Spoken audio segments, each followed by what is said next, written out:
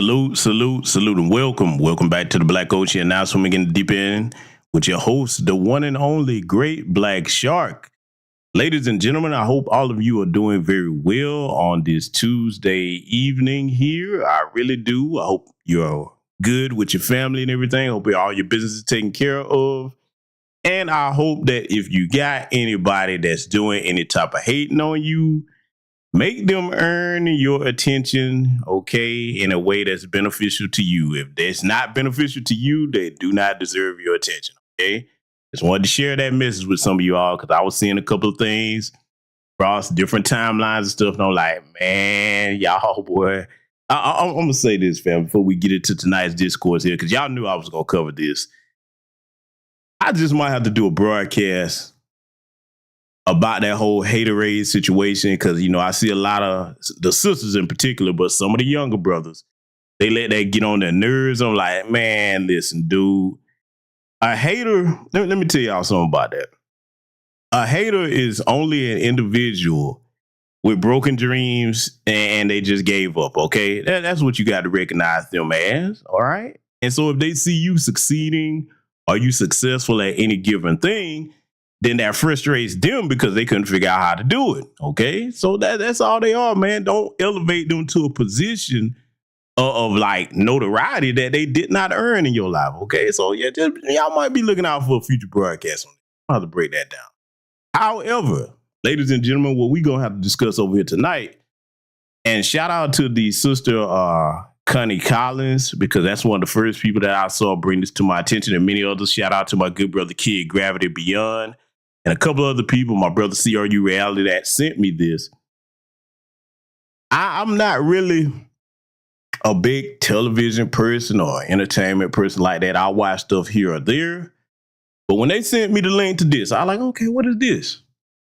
Man, I went and checked that trailer out. I was like, oh, hell no. Now, yes, a lot of people already been talking about it, but some of the stuff I've seen, y'all know I'm finna take the kid gloves off over here tonight. Oh, yeah, we finna get some straightening over here, just like I said on the community tab. I'm not pulling any punches on what I'm about to say, so just prepare yourself. We're not finna play no games with this because, see, we're at a critical juncture in our history, family. I want y'all to understand. We're at a critical juncture, okay? We have our reparations movement going. We're starting to get more codified than we've ever been around our lineage, all right? And there's a lot of entities that are putting big money behind making sure that none of that succeeds. See, you got to understand something about what you're looking at with this Good Times trailer. I'm going to thread this needle in several different ways here tonight. Y'all can get a hell of an education, especially if you're a younger person. You need to understand that the dominant society, for decades upon decades in this country, going forward, from desegregation, okay, which is arguably something that hurt us in a lot of ways because, you know, it robbed us of our economy, integrated our economy into the dominant societies, which is a large part of the reason why we're in the situation we're in. But also, you got to understand something. Now, I've spoken on this many times. For those of you that are familiar with the film Trick Baby, y'all remember that film, right? You remember the dinner table scene. If you don't, I want you to do your research on that. That fits a lot of people in Black America, okay? Fits a lot of people. And see, the reason why it does is because once you can condition somebody's mind to accept less than what they should have, which is equal treatment in society, justice, okay? Then you can keep them on a hamster wheel, all right? So now when you look at the movement that we have behind our lineage, Foundation of Black American Freedmen, it's reparations movement. We're not sitting up here playing games with either political party, especially you Democrats talking to you, okay? And we're pushing for this anti-Black hate crime bill. It's just a season of straightening, and it's long overdue. We should have been on this wave. Again, my condolences to anybody that lost loved ones during the pandemic, but in a way that was a blessing that allowed us to sit still and get our minds focused. A lot of us were already focused, but it drew in a whole bunch of other people because, see, when all the entertainment and all the distractions are out the way, you're left with only the important things to focus on. You left with, okay, I got this problem over here. Let me start to solve it. You know, so think about it. And I'm going back to this pandemic situation for a reason. Let me ask the ladies and gentlemen in the audience a question.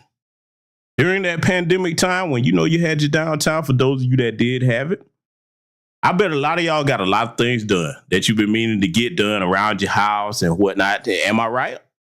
Think about it. Things that you were like, oh, I'm just too busy to do this, can't do it, put it off, put it off. I bet you, once you had time to just, hey, nothing else to do, got a lot done. You became a lot more productive. For a lot of you, that transitioned into many different things in your lives as far as how your mindset operates. Let me tell you something right now. That scares the dominant society to death when it comes to foundational Black American freedmen in particular. You hear me? We can't keep these Negroes distracted no more with entertainment. Now they looking at us. Yeah, that's where we're going with it. So you got to understand that when things crank back up after the pandemic, they had to get things full stop. Notice they pushing the agenda, the kaleidoscope agenda, you know what I'm talking about. They're pushing that heavier than they've ever pushed it. Coming after your kids with it, okay? Trying to think about it right after that. You saw the rise of, Nicki Minaj and Cardi B and Megan Thee Stallion. That wasn't enough. Oh, no, their time is past. They had to go full throttle past that. Bring in Sexy Red, Suki Hana, and Glorilla. You see what I'm saying? Yeah, you see, they're like, we got to make sure we keep these Negroes on a hamster wheel of ignorance, okay? So they can't focus on solving none of these problems that we cause. Remember, I showed you that diagram of the Hegelian dialectic, okay? So, yeah, we finna break several things down and see, you know what? Because we got a lot to cover. Let me mind my manners and greet my audience here because, man, I almost started cooking right then. Let me get over here and see who we got joining. Roll up, make sure I don't miss nobody. I see the good brother Willis Martin in the building. Sister V Moss being the fabulous legs. What's up there, Netta J, Netta Bug, as I call you? That sister has such a beautiful coffee brown skin complexion. Hey, fellas, I don't know if she looking at, boy. That's a good one right there. Y'all better get out of. See, look at her. She's like, don't be putting me on blast. Hey, man. I'm just saying, man, we got to pay tribute. We got a lot of beautiful ladies over. Salute to Patricia Slade in the building. Welcome to you. My good brother Diesel Mike on the highways and byways. I see Ice Cold Music. Welcome to you. Jesse Paris, a.k.a. Shay and Kruma. Eddie the Dunn. What's going on, brother? That's what I'm talking about. Good, powerful name. Sister R.Y. joining us. Intrinsic One is in the building. Patricia Jenkins, the brilliant moderator. I saw you flexing on Instagram, sister. Hey, I see you. Sister Tasha Peters is in the building. Kevin Jose Jr. or Josie Jr. I hope I'm pronouncing that right, man. I gotta get that right. Y'all let me know if I'm mispronouncing your names. Let's see. Project Leroy, my good brother in the building. Welcome. A Little Country Lamb is joining us tonight. Let's see here. Rolling down. Derek Parker's in the building. The young brother Josh Norris. I see you. The Watcher Resurrected. I see Seven Skills in the building here. Joe Hunter is joining us. Kevin Blackwell. Superstar Jay Quick is in here. Mongo Slade. Demetrius Shepard. Let's see. Going down. To Stay Woke is in here. Only Pamela's Way is joining us. My good brother Nightfall Drop is in here. The sister Opal Ivy. Gwendolyn Griffith is in here. Sidonian Snow. Let's see. Sister Stuns is. Salute and welcome to all of you and everyone that will be joining us in attendance here tonight. Yes. Welcome, my esteemed guests, ladies and gentlemen. So now, back to what I was going to say. See, I've given you my opening discourse on the things that I have learned, but I would be remiss if I did not pay tribute to the people that were responsible for me learning these types of things and me being as adamant and steadfast as I am about recognizing these types of things that are harmful to our community and calling them out, okay, to make sure that we nullify them and cut them off at the pass. Because, see, one of the things I want all of y'all to remember is those that are grandmaster teachers that came before us, you got to think about the hard work that they put in when a lot of them, they didn't really have the blessing of grandmaster teachers in as many numbers. Before them, they had to figure out a lot of stuff on their own, a lot of trial and error, a lot of hard lessons. Now that a lot of them have transitioned, and thank goodness for the ones that still remain with us, their work is left behind. They left that work behind because they cared and loved our people, and they want us to pick up their baton and run with it, okay? And that's what the dominant society does not want. Well, too bad. Tough titty New York City, because I, for one, am going to pick that baton up and run with it, okay? So now, let me show you something. I want y'all to take a good look at this. Let me take this banner down. I want to make sure y'all can see it. Everybody who's a foundational Black American freedman, knows who this esteemed ancestor and grandmaster teacher is on this screen. This is our Queen Mother, Dr. Frances Cress Welsing, who I had the honor of meeting a couple of times before she transitioned. My mother put me up on her work, and it has been life-saving to me in a number of different ways ever since, okay? If you have not read the ISIS papers, Keys to the Colors, you are doing yourself a grave disservice. If you don't sit down and read any other book, I advise you to get that one. That one should definitely be on the shelf of every Black household. Let me enhance this because, see, I want y'all to see these wise words of our elder, because this woman, her mind, as far as the diagnosis of the condition of Black American people, it was many years ahead of her time, okay? I'm going to scroll up here, and I want y'all to read these words with me, because I'm enhancing this because I want you to see this. This is very important to the discourse that we're about to get into here tonight. Quote, our elder here and esteemed ancestor, Dr. Welsing, said, we're the only people on this entire planet who have been taught to sing and praise our demeanment. I'm a bitch, I'm a hoe, I'm a gangster, I'm a thug, I'm a dog. If you can train people to demean and degrade themselves, you can oppress them forever. You can even program them to kill themselves and they won't even understand what happened. End quote, Dr. Frances Cress Welsing. Our family, you tell me if that elder wasn't spot on with what she said. And I'm in full acknowledgement. You hear me many a times use the B word over here, but I use it in a disparaging fashion towards men and women. I don't ever use it as anything of praise, okay? So I keep that as the insult is meant to be for the proper people, okay? But she's right on what she said, because, see, you got to understand something. In war, it's one thing to kill your enemy with bullets, bombs, and guns, and knives, and et cetera, et cetera. It's another if you conquer their minds, because, see, if you conquer their minds, you could put your bullets, your bombs, your knives, and all that other stuff up. You can make them kill each other. I'll give you another quote here. If anybody thinks that I'm reaching, or if you think that Dr. Welsing is far out base with her wise words, let me tell you something. Look up the white supremacist, I'm going to call him what he is, the railroad businessman, Jay Gould, I think his name was. You know, he has a famous quote where he said, hey, you know what? I can pay one half of the railroad crew to kill the other. Now, I want you to stop and think about that saying. See, this is a man that realized that, hey, you know, if I've got money and influence, I can get people to do whatever I want. You understand?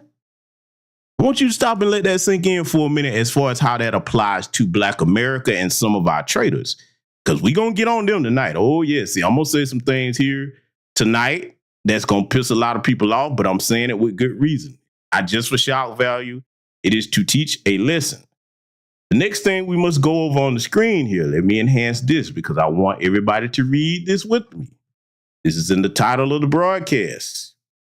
Give you the dictionary definition of Trojan horse, because I'm going to break down exactly why this is a Trojan horse tonight. And salute to Nathaniel L. Nelson for the cash out. Thank you very much, my brother. But this definition, Trojan horse, let's read it, ladies and gentlemen.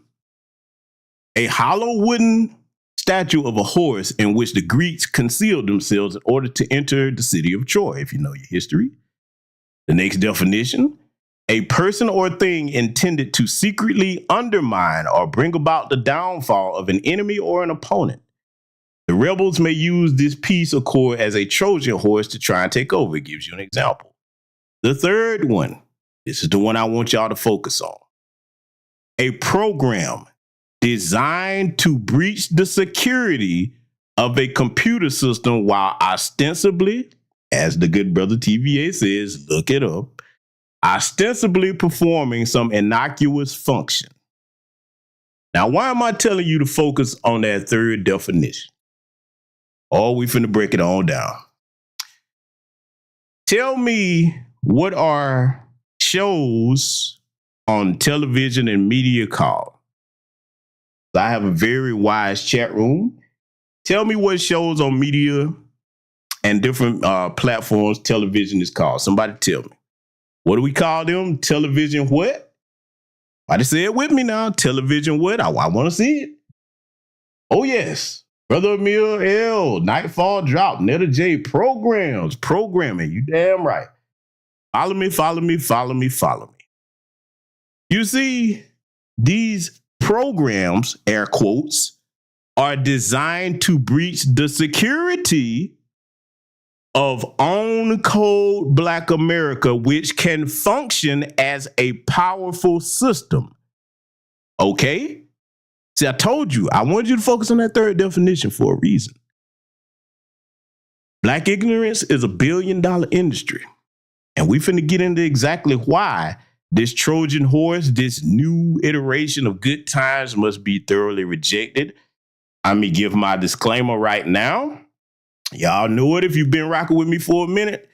You the type of person that worships celebrities, or you offended when people read them the riot act for going off code, you ain't gonna like no part of this broadcast here tonight. Oh, no, you're not.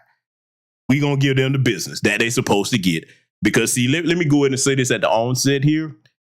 This whole thing, we familiar with the phrase, get the bag, get the bag, get the bag. Okay, cool. I'm all for my people getting the bag. One thing I'm not for is if getting the bag is doing something to harm the community, we got to start setting some social sanctions for that. Now, what do I mean by social sanctions? I'm gonna be clear on this. Let me ask my audience a question before we get started here. Family, tell me something. This same scenario that we gonna review here tonight, do you think the Jewish community would tolerate anybody amongst them making some type of cartoon mocking the Holocaust or making light of their people's situation? Do you think that they would do that? And I'm bringing them up for a reason.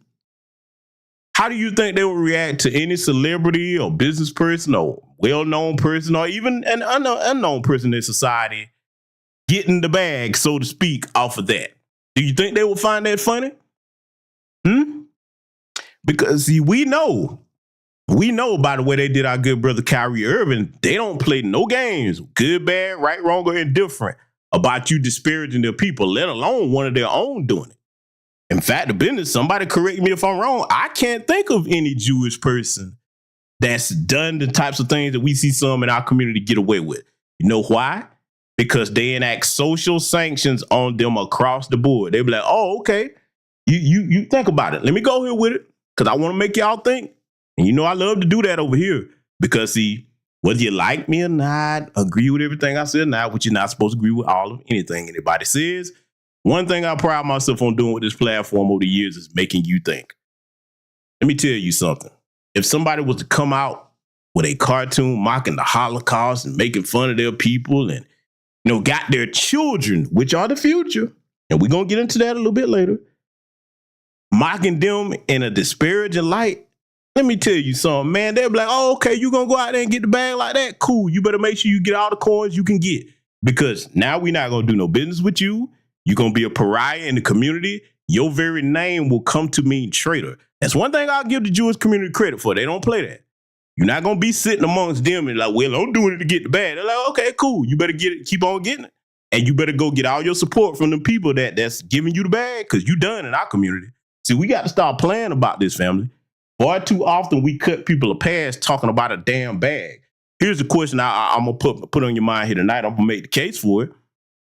At what point do we say as a community that, okay, you getting your bag is not something that we're going to give a pass if it harms us? I want y'all to keep that question on your mind. So the first thing we're going to review here, while we were talking about programming, you've seen me bring this illustration up before, but I thought it would be fitting to bring it back up again here tonight. I want y'all to take notes on this. I'm not going to give no commentary during it, but I want you to listen to it. Look at the example, and in your mind while it's playing, I want you to start thinking about how it correlates not to just to tonight's broadcast, but to Black America's situation as a whole, with us being betrayed and with us being conditioned to accept things that are detrimental to us. Let's get started.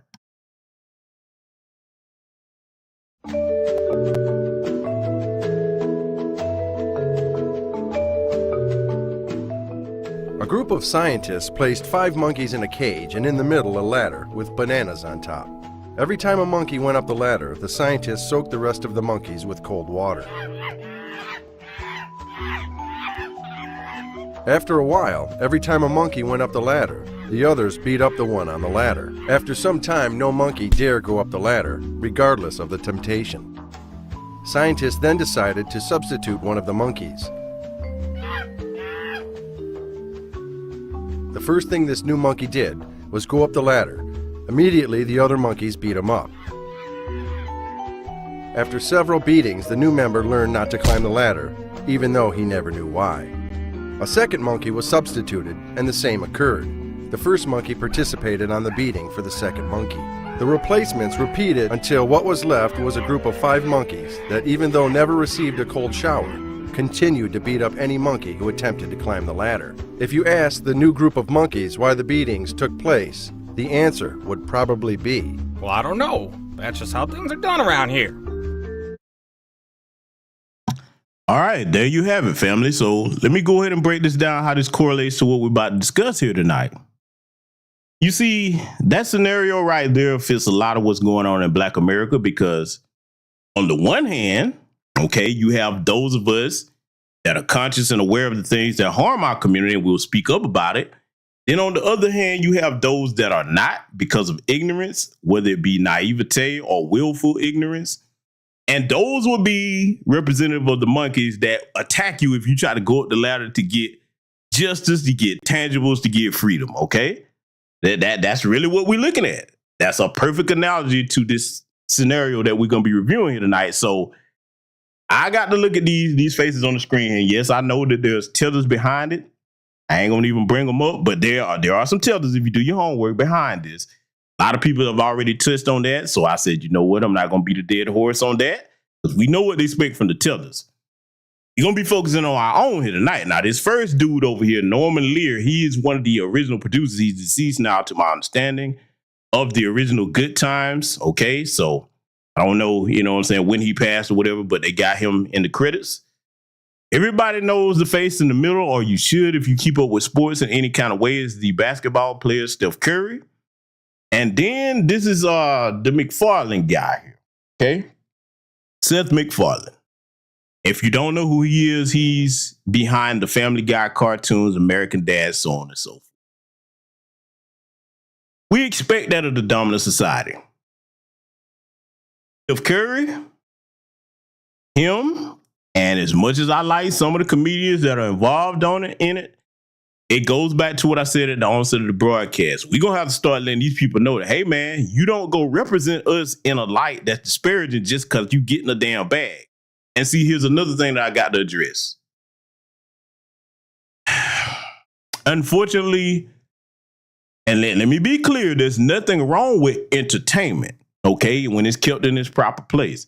But unfortunately, we got a group of people, and it's far more than I'm comfortable admitting, but it's the truth. We got to tell the truth. There's a lot of Black people that have an arrested development, childlike mind state where you think any damn thing is funny. Let me tell you something. There's some shit that's just not funny. Just like I took that bastard, what's his name? That Lucas dude, the little goofy comedian that was mocking George Floyd's death. Okay. Just like I took him to task. I'm going to take all of these people here to task. See, we're going to have to start setting standards when these people go do this.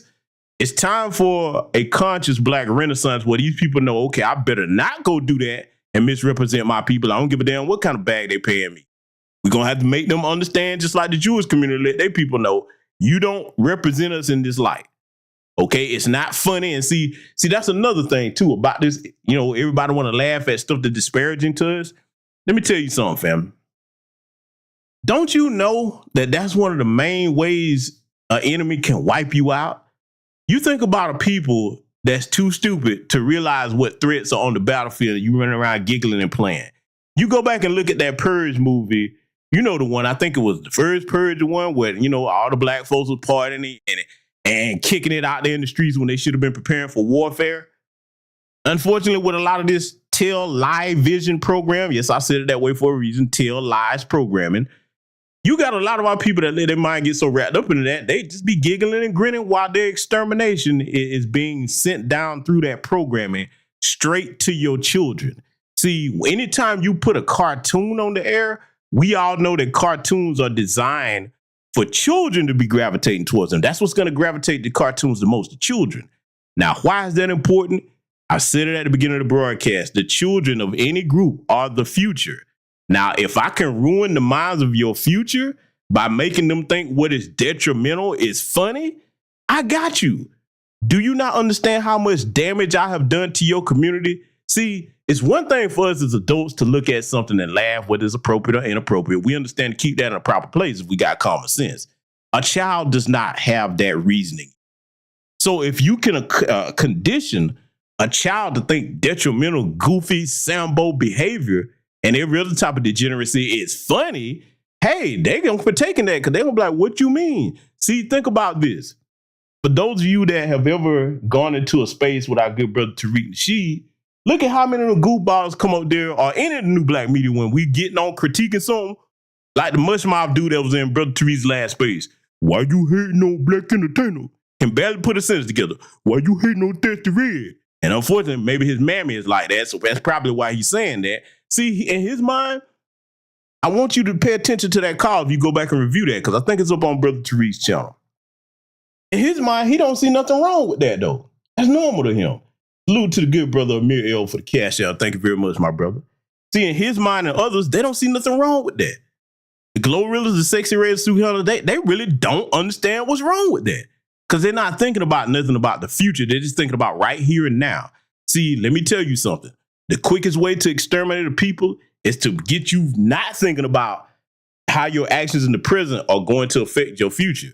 Okay? And the other correlation to that is the reason why they're trying to wipe this history away is because if you understand how your past enemies have thought towards you and they have not changed, which the white supremacist mindset has not, then you understand how to properly defeat them. I told you, we're finna get deep over here tonight. So I got to get on them. And it's up to you, the audience that's listening to this live and recorded, to decide if you're going to hold these people to account and let them know en masse, hey, man, we don't need that right now. You an entertainer? Cool, but you better know it's some shit we don't find funny as a community. So with that said, family, we finna get into breaking this down now. I'm going to tell you right now, I'm going to be stopping it in different spots and breaking certain things down that I find most offensive. A lot of people might have touched on it, but few people probably going to have said what I'm about to say. Let's get into it. I have important news. Let me guess. The state called and they want to cut you a disability check for your face. Hold up. You can get paid for that? This is from a fool who stares at his orange juice every morning. It says concentrate on the box. Who the dummy now? Shit. Me for not wearing a condom. Let me go ahead and get started on it right here. Okay. You heard that goofy joke, right? Family, I want you to understand that that's how most of the dominant society sees us. See, let me be clear, because a lot of y'all be like, GBS, you telling the truth on this. If you over here on this channel and you comment any place on the community tab, under any broadcast or whatever, and I see you misspelling stuff or using words out of context, I'll gently remind you or let you know, because you know how I do it. Like y'all don't see me do it. I will put in bold letters the correct way to say that. Let me tell you why. Because see, the dominant society, they love that. They love seeing, look at these niggas. They don't even understand what things are, what they mean, how to spell things or whatever. And it's not about impressing them. Let me be clear on that. I don't give two shits about impressing the dominant society. Let me tell you what I care about. I care about each and every one of you listening to the sound of my voice, live and recorded, having accurate information. See, if you running around out here in life, and let me be clear on why knowing the proper spelling and pronunciation of things is important. Because if you out here in a war zone, you need to understand what things accurately are. You understand? Because if you don't, you're done. You're an easy target. So this whole thing, like many have pointed out, you can tell white folks are behind this, but I want you to take the time to study everything we're finna go over here. Because when you see stuff like this is letting you know how they see the greater majority of us. And this is letting you know what they want to mass produce mentally to our children. I told you, we're going to be thorough with this examination. Let's let it continue. Shadows fall over my heart. It all started with my grandfather, James Evans. My job as the man of this house is to take care of this family no matter what. I just want to let you know I'm going to take good care of Gray. Gray, who is this I'm about to kill? Juan, my boyfriend. Daddy, let him go. Baby, you should come with me. You repeating the 10th grade for the 3rd time. Is there anything you can suggest to help him get to the drive-thru? Can you do OnlyFans? Take off your shoes. Let me see what kind of feet you working with. Okay, so now let's go ahead and deal with that. The whole he's failed and he repeating the 10th grade for the 3rd time. See, I'm telling you, you can tell this is right here is being viewed and presented to you through white folks' lenses of what they want us to be or perceive us to be. And then the whole OnlyFans thing, see, you better understand who they're aiming this at and why they're doing this. And see, ask yourself this question. With all the momentum we got in this country, being focused on reparations and things that are important, okay, why now? Ask yourself that question. Why now? You better understand that one of the main ways to disrupt the movement, yeah, you can go out and physically attack people, but if you can slow down the momentum with a mental distraction and reprogram the minds of people to get distracted, because unfortunately, and shout out to Professor Black Truth for bringing this up over the years, sometimes a lot of times actually, let's go ahead and tell the whole truth, too many of our people are easily distracted, okay? With entertainment. That's one of the main ways they get the Negroes to be quiet. People ready to go in, put in work, and as soon as they, hey guys, look over here, kind of like, shaking some keys in front of a baby that start laughing. This is what that's designed to be. You understand? Oh yeah, I told you. I ain't gonna let up on. Let's let it continue. I take you to the dark side. Dear Black Heavenly Father, colored Redeemer, if you could just help us. Son, it's for you. New phone. Who this? Black, everything. Let me stop it again. I know you like, damn, GBS, you finna tear this thing apart. You damn right. Salute to my first sergeant, some chick named Star the Building. Welcome, welcome. Glad you joined us, a good sister. This part right here. The scene where, they up there playing with, the image of the Most High, what have you. See, let me tell you something. That's designed to attack our spirituality in a way. Now, what do I mean by that? In other words, we supposed to be people that don't have no reverence for the Most High. Or some of you may not believe, that's fine, but I'm talking about the people that do. In whatever way you call them, whether it's Allah, okay, whether you call the name Jehovah, Yahweh, Christ, whatever you want to call them. My point is, they're trying to make it seem like, okay, we have a disrespect and a mockery for the Most High. And let me tell you why that is. See, a lot of people probably didn't point this out. One of the things you need to understand about the white supremacists, they project their degeneracy onto us, okay? That's the whole reason why they're always afraid we're going to pay them back for what they did to us and all that. They think everybody thinks like them. They really do think that way, okay? And we're the farthest thing from their degenerate, godless mindset. So I just wanted to take the time to point that out, okay? One of the big things is projection, okay? And see, look, this whole thing right here, oh, you know what?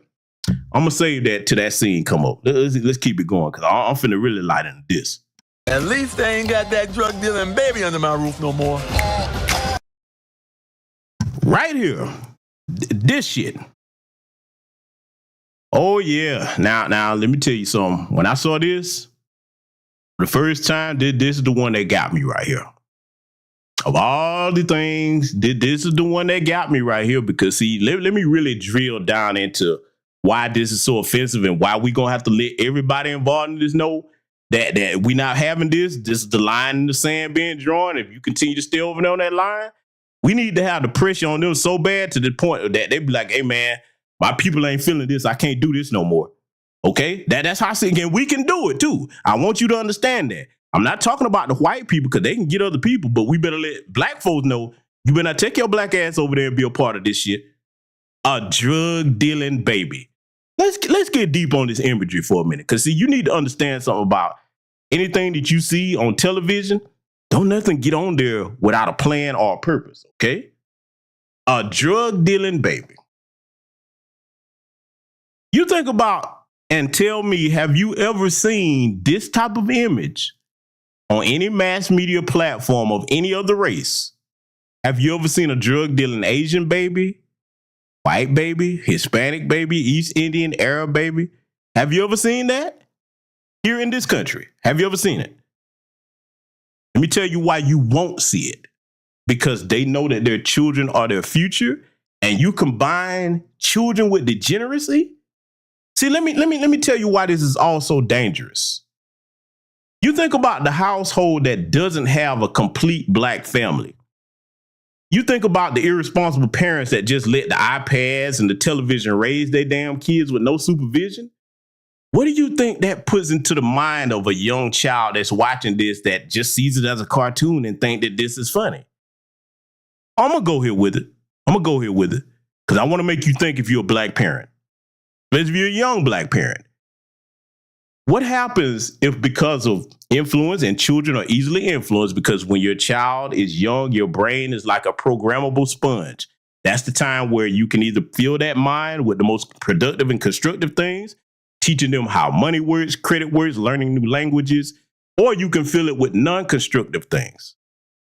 What happens if because of your child being influenced by this, the next thing you know, they trying to go out and try to sell some drugs. Now, some of y'all might, man, you reaching. Am I reaching? You think about how you just watch kids sometimes that are easily influenced, especially the ones that don't have parents to really guide them. And you think that this is a harmless image right here? Oh, no, family. This is not harmless at all. When I saw this, I'm going to tell you what I looked at. I said, oh, this is a declaration of war on our future. Any attack, be it physical or mental, is on your youth. That's a declaration of war on the future of your people. Let's let it continue.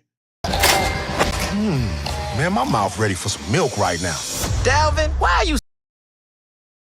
Let me not leave the part out, too, about making sure that this young black boy, because a lot of people probably ain't going to drill down the way I am. Oh, I got time tonight. I do. That young black boy thinking in an over-sexualized manner. See, let me tell you why this is important and dangerous. When they over-sexualize the women like the Sexy Reds and Suki Hanas, when something happens to a black woman, they're like, okay, look, we've already ruined your image. So like, they deserved it. Well, they just like Sexy Red, Suki Hana, Glorilla. They sluts. Who cares? Look at them. Society's better off without them. This is how the white supremacists think. The flip side of this, get this young black boy thinking in an over-sexualized manner. Oh, hell, see, look. The reason why they put that drug dealing baby in here and got him saying that type of stuff, they're trying to make a contrast. Because see, you need to understand who they're talking to. An ignorant black person will see this, oh man, it's funny. No. You better understand that with these dwindling numbers, they're trying to program the next generation of them folks. See, their kids are not like our kids. They're filthy, they're dirty, they're gonna bring drugs around your kids. If you get the little Negro boys around there, he's gonna be trying to touch on the little white girls. See, I see all this crap. Oh yeah, see, I told you, man, I'm gonna piss some people out, but I got to educate my people that's got sense enough to listen. You better understand that what they put out, they're sending messages to their people for the future. You understand? We need to make sure that they either get this off the air or they have to find white people to play these parts. Because see, we need to make it clear, like, hey, brother or sister, if you're going to be a part of this, don't come around us asking us to support nothing you supporting. Because see, for far too long, you know, one of the greatest assets to white supremacy that it has besides its economy. Because the economy, hey, look, that's what keeps them able to do what they do. But see, the other component of it, the other component of white supremacy that makes it strong, it could not succeed without participation from some of our people. You understand what I'm telling you? It could not succeed without participation from some of our people. We got to start letting these folks know with stuff like this. You better go get your bag from somewhere else. Huh? And a lot of them ain't hurting for no bread. See, you think about it. You couldn't pay a Jewish person, a Hispanic, Asian, East Indian, Arab person to do something that denigrates their people. Okay? You couldn't pay them to do that. You know why? Because they know, hey, man, there's some things that are worth more than money, which is the respect and image of my people. That goofy Asian Aquafina chick, huh? She's imitating or trying to imitate what she think we are. Notice you won't have no Asian run around mocking their people like that. Think about it. You can't name any other group. And see, I'm glad Brother Tariq brought this up when he covered this. Remember when the young brother Tiger put out that video, and I know he's not FBA, but he put out that video where, you know, he had the little sombreros kind of, you know, in there. It wasn't really nothing super offensive, but them Hispanic folks, they're like, oh, no, nigga. Nope, you don't make fun of us. You know why? Let me tell you something, and this is gonna shock a lot of y'all. As goofy and out of proportion as that was blown, I understand why they did it. You know why? Because they understand that the imagery of their people must be guarded, because that can be used to harm you. Once people start making fun of you and making, things look degenerate towards you, and Tiger didn't make anything degenerate about them, but they understood that, hey man, you're not gonna have us in a position where you at. See, a lot of black folks don't understand that there are these other groups. They're like, you're not gonna put us over there in a position with niggers. They're the ones that's stupid enough to think that degeneracy and mocking their people is funny. Don't bring that over here, and I get it. So we gonna have to start cleaning this up in-house, okay? I just want to take time to break that down. We're not done yet. So breast obsessed? It's childish, man. Bruh, I'm a baby. I can't get no more childish than that. In a nocturnal state of mind. Your neighborhood is a real shithole. It's the system. They put the guns and drugs on the streets. Underneath this black sky. This is getting dangerous. I won't just sit back and let you put yourself in harm's way. I love you too very much. Everything black. The revolution will not be televised. Come on, Rosa Parks, can't you just enjoy this? Now, I hope y'all understand what that last scene was right there that you saw. Come on now, Rosa Parks, can't you just enjoy this? Let me break down how that programming works and what that was meant to do. They're getting in front of, anybody black that criticizes this, that's what you say to them. See, you need to understand how these people weaponize this tell live vision programming to harm us. Guard your mind. You understand me? Because, see, once the mind goes, the body follows. You understand? I want to take time to point that out. I didn't hear too many people saying that like that. I'm going to be thorough with this. So let it continue. Black sky, black light, black everything. We're just as good as the Evans of old. Isn't that just dynamite? But the truth is, we're the Evans of new.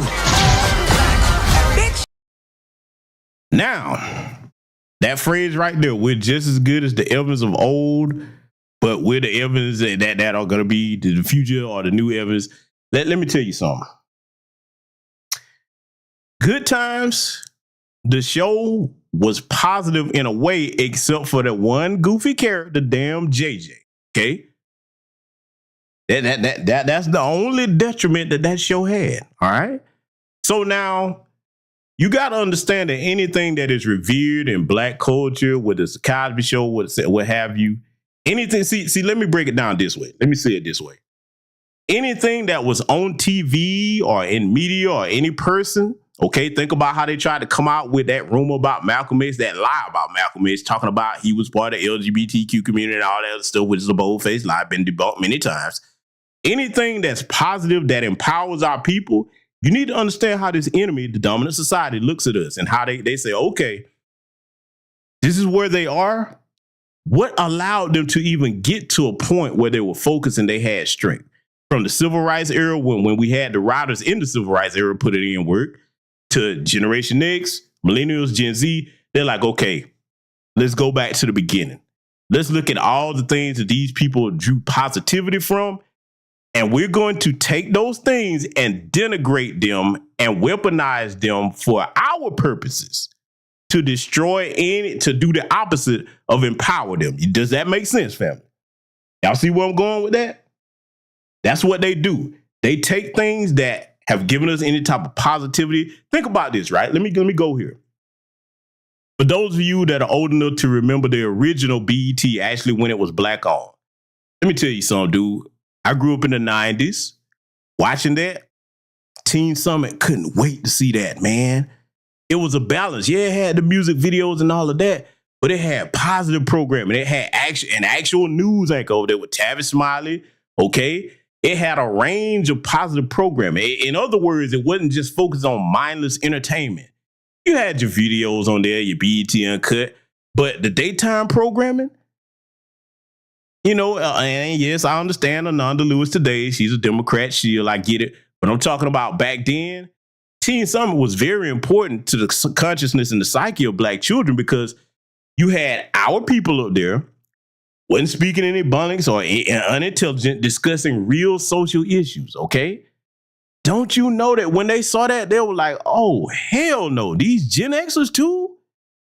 See, I honestly do feel bad for a lot of the millennials and Gen Z, because one thing that I can say about Gen X, and I'm not saying we're perfect, okay, because I know a lot of them like, man, here you go, boy, trying to act like the Gen Xers and all be all. No, that's not what I'm saying. What I am saying is we had a lot more stable foundation to keep our minds grounded. We had the ratchetry. We had a lot of the ignorant stuff going on back then, but there was more of a balance back in society. Today, when you look at where we are, it's all stuff like this, designed to just dumb your mind down 24/7. See, you think about this, right? I'm going to give you, especially young Black people, a secret to success, okay? Family, you need to understand that whatever you put before your mind on a regular, consistent basis, that programs your mind and gears your mind up to get ready to accomplish whatever that goal is. The opposite is true if you sit around consuming non-constructive things all day long, 24/7. You think about the people that you know that do that. Look at their lives. Some of them right in the same place that they was when y'all was in high school, had never left their block nowhere, just doing the same stuff that they was doing when y'all was teenagers. Very sad, very pathetic. You better understand that that's what this crap is designed for here. Let's let it continue. You look like money. Everything black. What about the struggle? We're black. It'll be here tomorrow. Everything black. Blackbird. Let me pause it right here again, because I got to get on that. What about the struggle? She's like, it'll be here tomorrow. Let's decode that. Basically, what that is in conjunction with everything that I said. They're like, oh, don't worry about dealing with the problems and solving these problems yourself, because we can solve a lot of our problems, as you see, if we stay on code. Oh, it'll be here tomorrow. Get to it tomorrow. Don't worry about that, nigga. Don't worry about no reparations. Don't worry about no anti-Black hate crime bill. Don't worry about getting Jim Crow Joe Biden's ass out of office. Don't worry about none of that. You cool. Just enjoy this entertainment. Here, get this liquor. Go ahead and roll up this weed. Hey, you get some twerking over here. Come on, you like that, don't you? Focus on all of this while we plot your damn destruction. You hear me? And see, I catch all. See, a person like me is the worst damn nightmare. Not just because I see it, but because I'm going to make sure my people see it. Now, you may listen or not listen, but I'm going to sound the alarm like, oh, see, let me tell you something about me, right? With the way I was raised, and many of you, this probably applies to you as well. You can think of me like that wolf that's with a pack of wolves, and then all of a sudden you see some meat out there, they done threw us some meat out, and the rest of the wolves go running towards the meat. We hungry, we need to get this meat. I'm the one that's sitting back like, wait a minute. We didn't kill that. Anything that we didn't kill, that's easy. That could be poison. Let me hang back and see what happened. Hey, the rest of y'all don't go up there.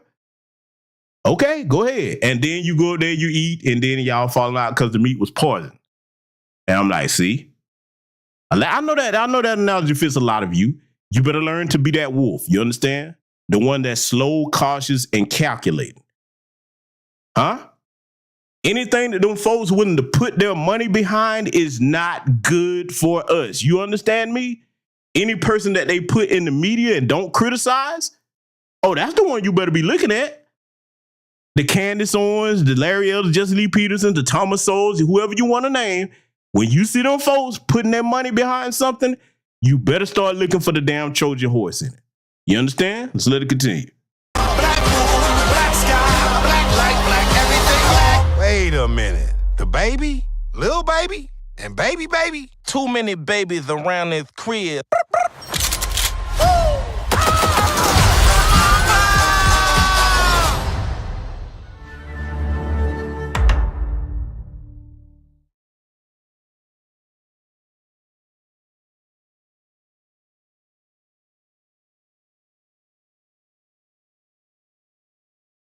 For most of my life.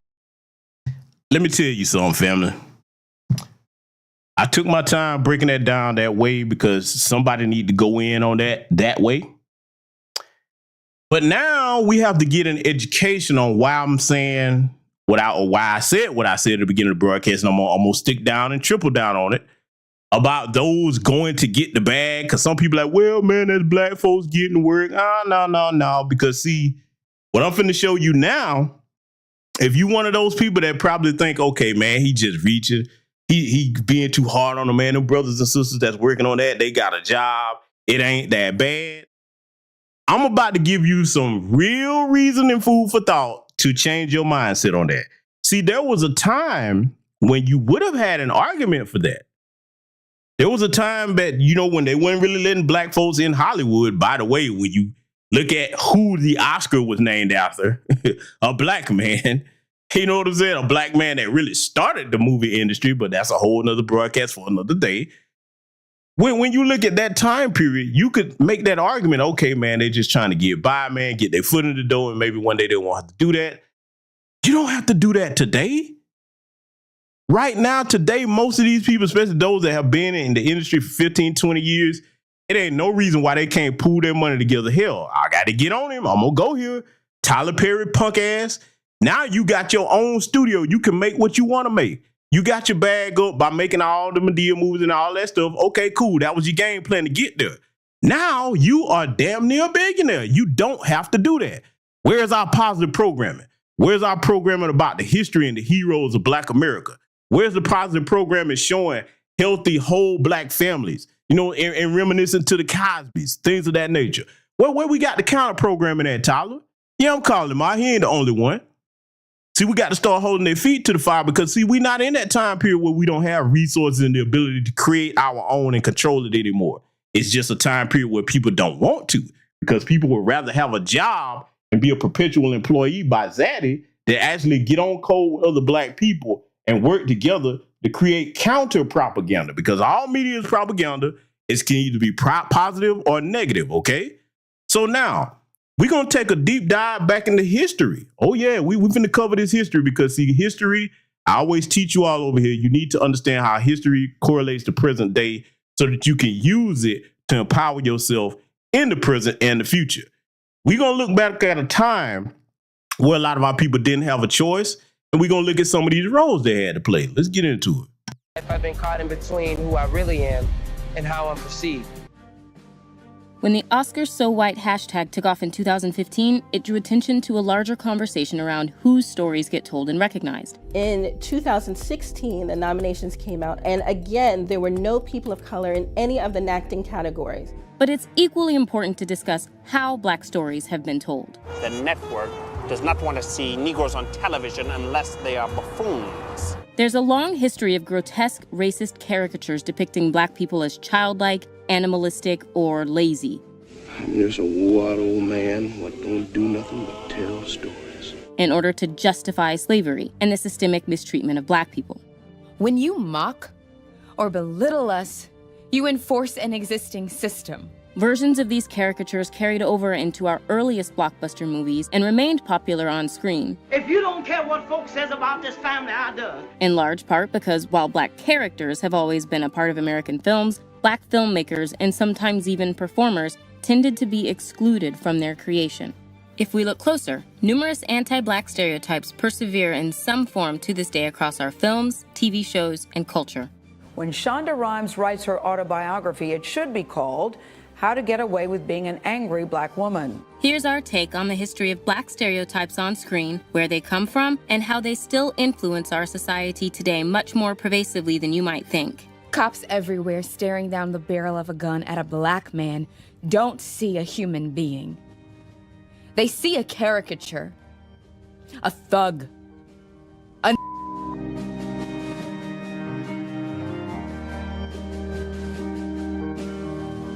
If you're new here, be sure to subscribe and hit the bell to be notified about all of our new videos. This video is brought to you by Mubi, a curated streaming service showing exceptional films from around the globe. It's like your own personal film festival streaming anytime, anywhere. One major category of anti-Black stereotypes portrays Black people as contented, faithful servants. My head's splitting. Well, lean back and let Lily rub the back of your neck. Slavery's defenders used these depictions to argue that the institution couldn't be amoral because Black people enjoyed serving white families. I don't know why we leaving Mouse's house. He been good to us. Hardworking and loyal, the Mammy figure was painted as deeply devoted to her white family. How am I going to take care of you and Miss Jessie if I ain't here? Now, let me pause it right quick because, see, I want to mention something in conjunction with the Mammy caricature, or that was in Hollywood at that time. And unfortunately, today, you got some Negroes that want to be willing mammies, okay? Let me tell you what the counterpart to that is, okay? We've all seen it many times. And I remember it was one of the things that pissed me off coming up as a kid. Anytime I saw Black people in movies or what have you, y'all know where I'm going with this. Got any type of movie that you want to name, especially a horror film, if there's some Black folks in there, we all know it's a running joke, okay? And it still goes on today. Remember the Walking Dead movie, the goofy character T-Dog? Oh, if it's a Black person there, especially a man, go ahead, save yourself. I'll hold them on. Y'all go ahead, get out of here. And like your life don't matter. So you need to understand what that programming is. That's a holdover from slavery because, see, during slavery, a slave was taught, hey, your life only exists for the purpose of serving me. You don't have a value to your life. You're supposed to sacrifice your life and happiness for me, okay? So if there's a male, the counterpart to the man would be, okay, hey, big old buck, you're supposed to, hey, come on now, you got to protect me. Protect Zaddy at all times. So today, when you see these people going to get the bag, willingly putting themselves in these types of roles, and see, there's something else I got to mention too before I let this continue. I can't remember the name of that movie, but there was a movie where y'all probably know the one I'm talking about. You can put the name of it in the chat if you know the one. There was this movie, man, where like there was this scene, and this is he was a young looking brother at the time, Black dude, and he was locked up in jail with like this white supremacist, whatever. And like, you remember, I think he either put something on his bed, it was like a book or whatever. And he picked it up and started talking to him about it or whatever. And then, you know, the white dude looked at the other little white supremacist like, yeah, I got you now. So when he picked that book up, you remember he forced him down the bed and, you know, he had his way with him.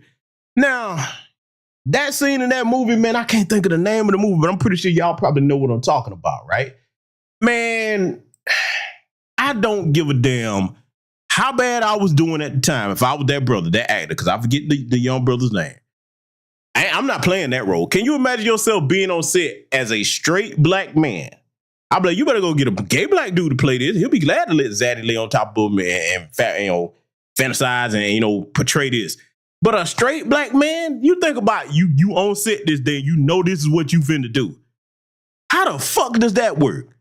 Not me. Ain't no way in hell. Don't come to me about putting no dress on. I'm damn sure not finna have no scene where I sit here and lay down. And even if portraying a white man and having his way with me, man, this boy, some people are just different, man. But see, that goes back to you got two different types of folks in our community. You got some of us that like, no matter what you put in front of us monetarily, we will not sacrifice our dignity and integrity. Let me expound on that, why I couldn't have did that role, okay? I don't know about that brother's situation, but for me, not only would I not do it because of my manhood, being a straight foundational Black American man, I know too much about our people's history and buck breaking. Plus, on top of that, I have a family that I represent their name. There's no way in hell that I'm going to take a role on screen where that's happening to me and my family name is attached to it. Are you out your damn mind? No, man. My great-grandfather, grandmother, father, uncles, and everybody, man, no. I would not be the one to bring that kind of shame on my damn family. Hell no. But some people, for a bag, they'll do any damn thing. And I saw an interview. If I could have found it, man, I would have included it in here. I saw an interview where that brother was talking about he regret doing that. But my question is, man, like I always tell y'all, don't never go into no business deal hungry. Why the hell you didn't get up and walk away as soon as you saw that's what they were trying to have you portray, brother? Hell, if they try to spring it on you at the last minute, I'll be like, oh, hell no. No, who you gonna get to play that? Not me. Watch out, bro. I'll be like, I'm through. Don't contact me no more. Fuck it. We gonna blacklist you. Fuck it. Go ahead. You can blacklist me. If I want to be in movies, hell, I'll go and start my own shit before I sit here and take some role like that. Yeah, I'm going there with it. I'm going there with it. We're going to get back into this history, though, because like I said, I got a further case to make here. So let it continue. You cook and I want to stay your cook. In The Birth of a Nation, D.W. Griffith's 1915 white supremacist film, which is largely credited for the 20th century resurgence of the KKK, the Mammy character, played by a white actor in blackface, defends her master's home from Union soldiers, suggesting that she's so committed to serving that she would risk her life rather than seek freedom. Proponents of slavery used the Mammy to suggest that, far from being abused, black women were beloved and willing surrogate mothers to the families they served. Massa Carey's coming. Praise the Lord. But historians have found little evidence to substantiate the idea that enslaved black women were even commonly working in the home, as the Mammy trope suggests. Just hold on and suck in. Due to the high price of slave labor, all but the wealthiest families generally limited their slaves to field work. Those slaves who were assigned to housework were likely to be light-skinned, skinny, and quite young, in contrast to the on-screen Mammy, who was almost exclusively portrayed as dark-skinned, older, and heavyset.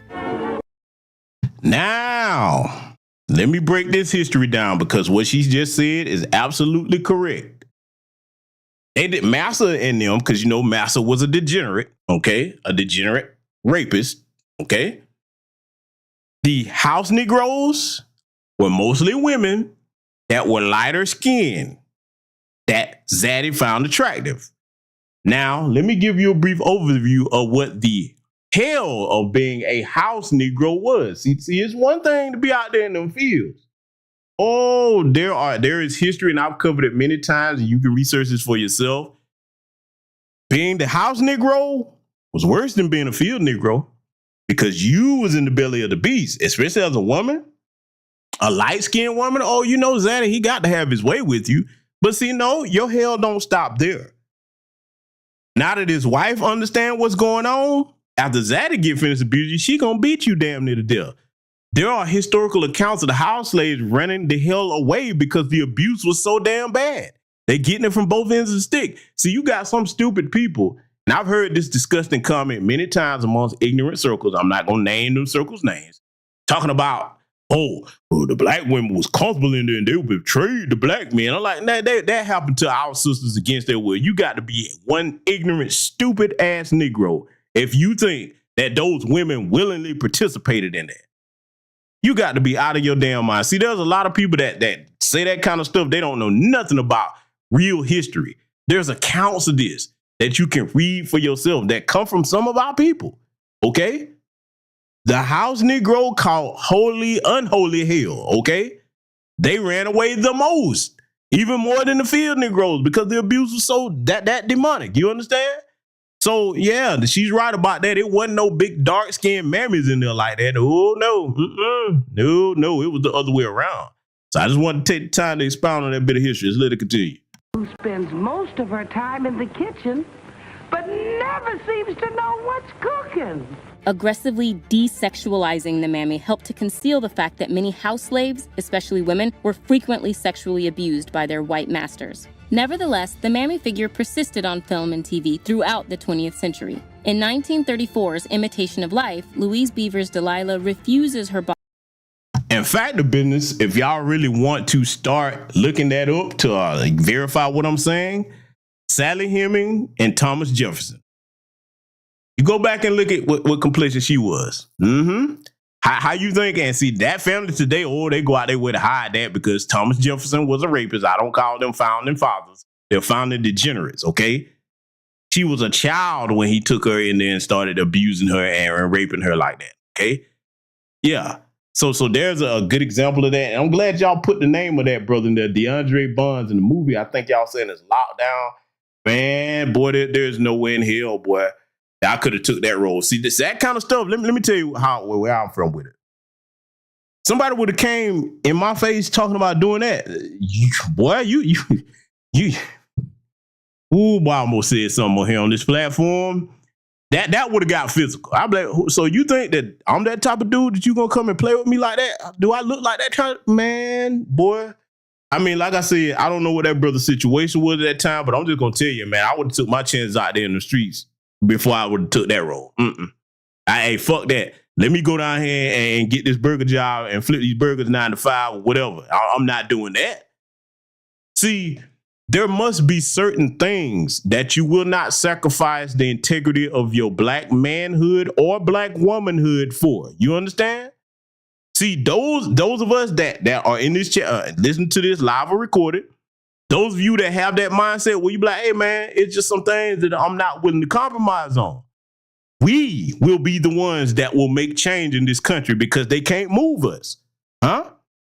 See, the problem come in when you got the one, well, man, it is for the bag, man. Them gonna be the ones right there that's gonna be the biggest problem. You understand? We seeing it right now. What you think most of the Congressional Black Caucus is? Did I go there? You damn right I did. Let's let it continue. Bosses offered to pay her for her pancake recipe, insisting that she would be happier to continue to work for and live with her. My own house?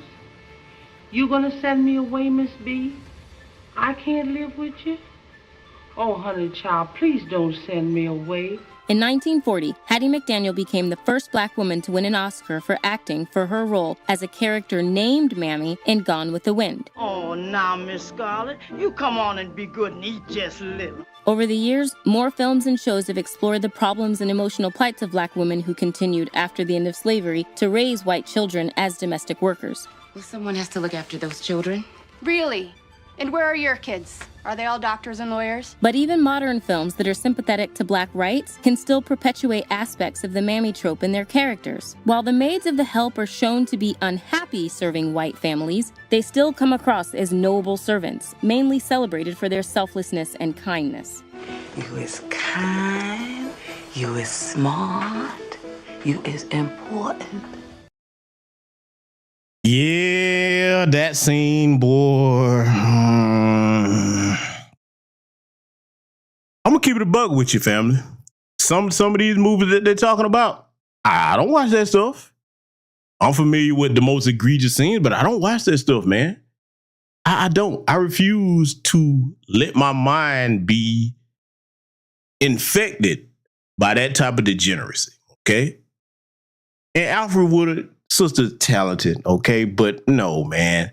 And see, this underscores the importance of us creating our own. And I got to get back on Tyler Perry and the rest of them. But Tyler especially, because you got your own studio, Tyler. You should have enough projects going. You got the bread to fund it. If you give black people positive things, we'll support it. Because that's what we need right now, empowering images.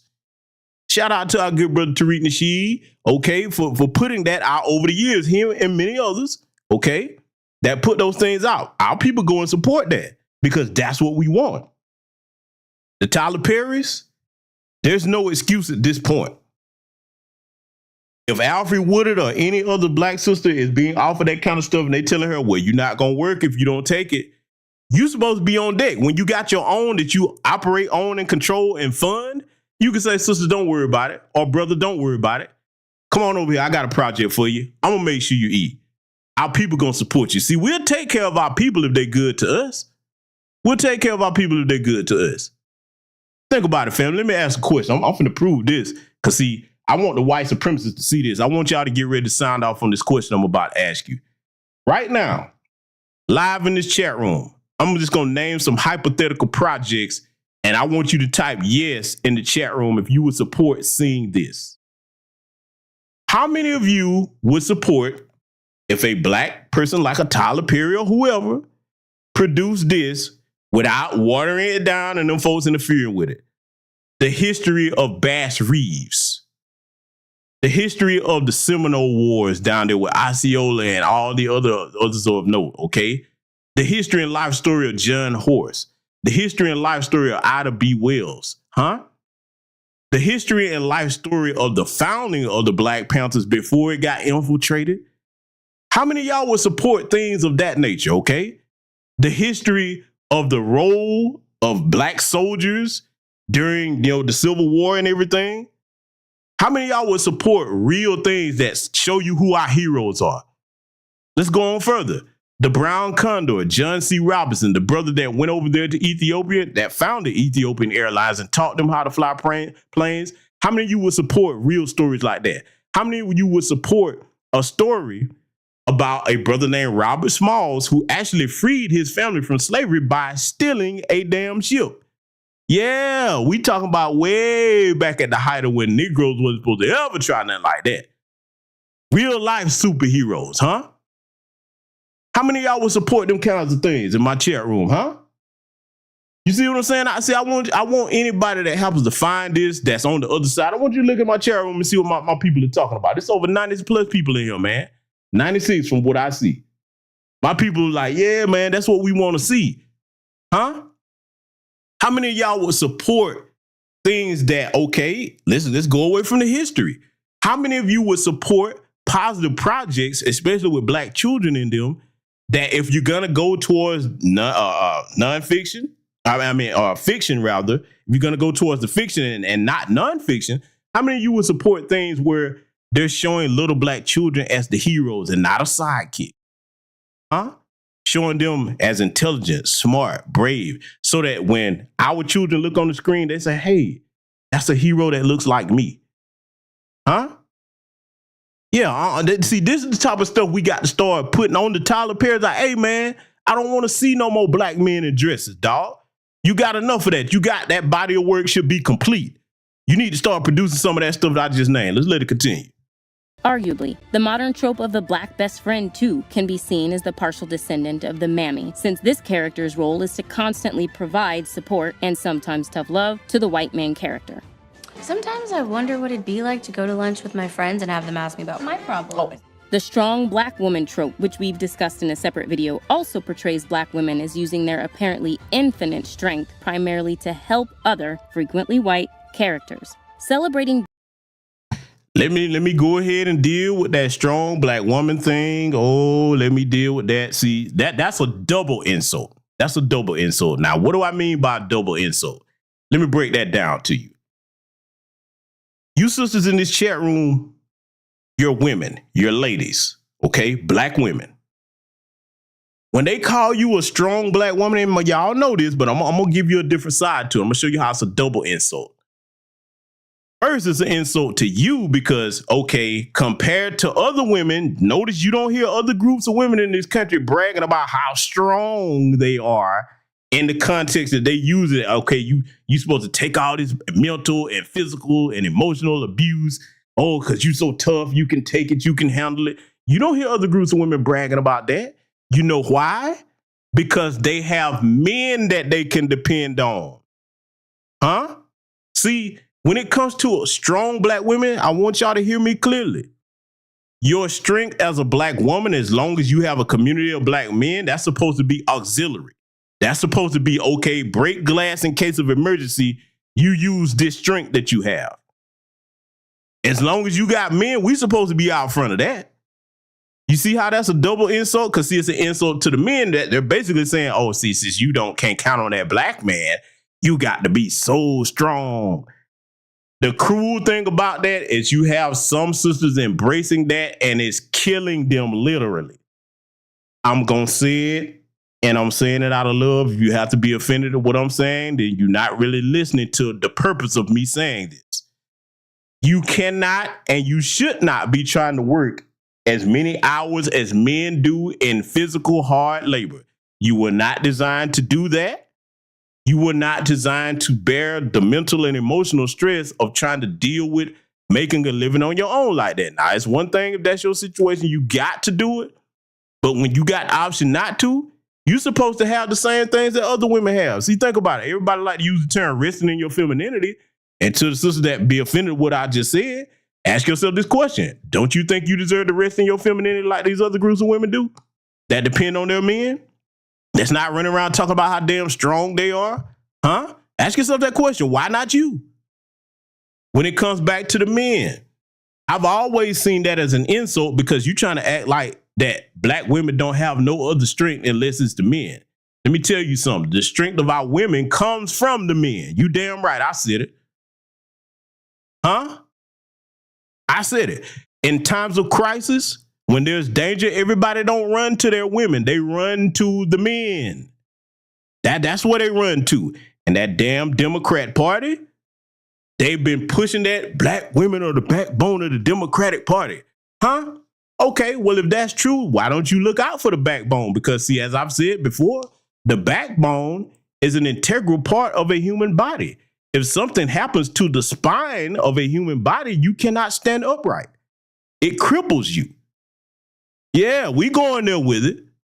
So I just wanted to take the time to break that down about that, how that strong black woman thing is an insult towards both genders in our community. Let's let it continue. Black women for their selflessness and service. The minute you started working here, she started getting better. Creates a bind where black women feel they are not allowed to be selfish or need help themselves. I think the superwoman syndrome is this suffering in silence. The male version of the faithful servant caricature was the docile, pious, and extremely subservient Uncle Tom. What does that mean? Feed the slaves. I don't know what it means myself. Ironically, this type originated from Harriet Beecher Stowe's extremely popular abolitionist novel, Uncle Tom's Cabin, in which the devout Tom nobly chooses to sacrifice his life rather than sell out other runaway slaves. I have made up my... Now, let me point something out, especially for the young people that might not have read Uncle Tom's Cabin. Let's correct something real quick. Uncle Tom was actually the hero in the story, if you read it. It was Sambo that was the damn villain in the story, okay? So that's why you hear us use the term Sambo, okay? Sambo was the villain. Uncle Tom was the actual hero if you read the actual story. And, you know, I suggest people go read that if you haven't. It's a good book. You can get a lot from it. Let's let it continue. My mind that I'm going to kill you, lest you tell me what's happened to them. But Stowe's abolitionist message was lost in popular pro-slavery minstrel stage adaptations of her novel, which morphed Uncle Tom into a degrading caricature so devoted to serving that he was more than willing to backstab other black people. Why is you crying? You scaring me. Films also portrayed Uncle Tom characters as totally subservient. Put that big smile back on your face. Which one? This one? In 1935's The Littlest Rebel, Bill Bojangles Robinson, who later became famous for playing Uncle Tom characters, plays an enslaved man who protects his Confederate master from persecution during the Civil War. Is there a rebel hiding in this house? No, sir, Master General. Nobody at all, sir. In movies like 1936's Showboat and 1943's Heaven Can Wait, Clarence Muse plays amiable black servants to white families. Boss! Got good news for you. The captain is out. Ain't that fine? Now you can have a few more cakes. Over the years, the Uncle Tom name evolved into a damning insult in the black community, describing black people who were subservient to white people at the expense of their own communities. Only an Uncle Tom would do this. They just looking for somebody to sell out. But films continued to feature descendants of this character who was happy to serve white people, treating the Tom as a so-called positive stereotype. It was my fight. No! It was my fight! Celebrated black actor Sidney Poitier played modern-day Toms in 1957's Edge of the City, where his character sacrifices his life to save a white man. It's me you really want, isn't it? And in A Patch of Blue, where his character befriends a blind white girl and helps her come into her own. There, just as I thought. What? Now you're a very pretty girl. Pretty? Me? In the 1989 Academy Award winner for Best Picture, Driving Miss Daisy, Morgan Freeman's Hoke echoes the demeanor of the Toms of the past in his selfless service to Daisy. On the trolley? Why didn't you let me carry you, Miss Daisy? One enduring trope. Now, I'm showing you all these different images here in this broadcast tonight because I want you to ask yourself the question, today, in modern black America, is there any reason that a black person actually has to play these roles? See, this is why they're getting a lot of tether actors to come over because, one, they just be happy to be there, okay? They just be happy to be there. Those of us with some type of integrity, though, nah, we ain't really trying to see. Look, a lot of our actors are taking them roles, unfortunately, because we hadn't put the pressure on them socially to let them know that, hey, man, you've been misrepresenting the community. And then those of us on the other end that are the audiences, we like, hey, man, we're not going to support that no more. It's time out for that. No, because see, look, Unfortunately, a lot of that black Hollywood class, I'm not going to say all of them, but too many, they don't understand that they need to stand with the people, which are us on the black grassroots, and say, hey, listen, if you stand up and say, no, we need roles like this. If you're not going to portray our people in a decent and light with integrity, then we're not going to be a part of it. Hey, we'll come over here and get the independent circuit popping, which is what they should have done a long time ago. Like I said, I'm not going to let off Tyler Perry's neck, man. You in perfect position to do everything that I spoke about here tonight. You and many others. And think about it. Instead of Oprah Winfrey, every time she turn around, she putting her money behind propagandizing the black community, particularly black men. What if she partnered up with Tyler Perry and decided to make positive things for black people, huh? See, watch this. I'm going to name some names. And yes, let me clear something up too, because a lot of people, you know, when you get to talking about what the wealthy should be doing, they try to give them an out. I'm going to tell you, no, they don't get an out because a lot of them made their money off of the support of our community. So you damn right we should expect them to do their part. Notice I said their part, not do it all. If you had Byron Allen, Tyler Perry, and Oprah team up together, and they said, and Tyler said, okay, look, I got the studio. I'll put some of my money in it. You guys be the executive producers on a lot of this stuff. They would make money hand over fist putting out just a few of those ideas that I named early in this broadcast. Because I know, look, I got a small channel, small audiences most of the time. But I know that the greater majority of people that would happen to hear this will say, you know what? Yeah, brother, I would go and support some of those movie ideas. Man, I'm going to tell you right now, boy, a Bass Reeves movie done the right way or a movie by John Horse, oh, man, I'm all over that. Oh, yeah, I'm going to see that several times over. That's what, see, look, the history that I was taught and read about, it's time for that to be on the big screen. But see, the dominant society is like, oh, no, it's not. Because you know why? I'm going to prove something to you before we let this continue. You know, before the Training Day role that Denzel had, he should have gotten an Oscar for his portrayal of Malcolm X. Oh, I'm going there with it. But see, you notice you've never seen a foundational Black American freedman man play any other role like that because it was too powerful. You understand? Too damn powerful. They're like, oh, whoa, wait a minute. They damn near probably thought they was looking at Malcolm on that set. Huh? Because you felt that. That's the one he should have got an Oscar for. So now, I'm going to give you something else. I'm going to give you a bit of homework to do. How many of you are familiar with that television series called American Gods? You remember that? Is anybody familiar with the American Gods series, huh? I'm going to give you a bit of homework in case you're not familiar with it. I want you to go back and look at that character in there. The character Anansi. You know, that guy, the guy Anansi. Go look at how that brother portrayed that character. You notice that he wasn't in that show long? See, they don't want any images like that being portrayed to Black people where we're not cooning and buffooning. Anything that projects any type of power or straight black male masculinity, they don't want that scene. They don't want anything shown to Black girls and young Black women where the sisters are intelligent, innovative, classy, got the respect of the community and the men without showing their ass everywhere. Huh? They don't want that to be seen. See, you need to understand the weaponization of the degeneracy like that Good Times crap they got coming out. I'm just giving you something to compare and contrast to it. Let's let it continue. That partially descends from the Tom is the magical Negro, a Black character who possesses some special insight or magical seeming ability. My grandmother and I could hold conversations entirely without ever opening our mouths. She called it shiny. And who exists in the story solely to help the white protagonist on a journey of personal self-fulfillment. Well, you lost your swing. We got to go find it. The enduring popularity of these characters suggests that Black men remain most palatable to white audiences when they are submissive, selfless, and always affable. Hey, you kids hungry? And puts pressure on Black men to perform these qualities. Another historical legacy of Mammies and Toms is the enduring idea that Black people, and especially Black women, are only suited for domestic work. Miss, another martini.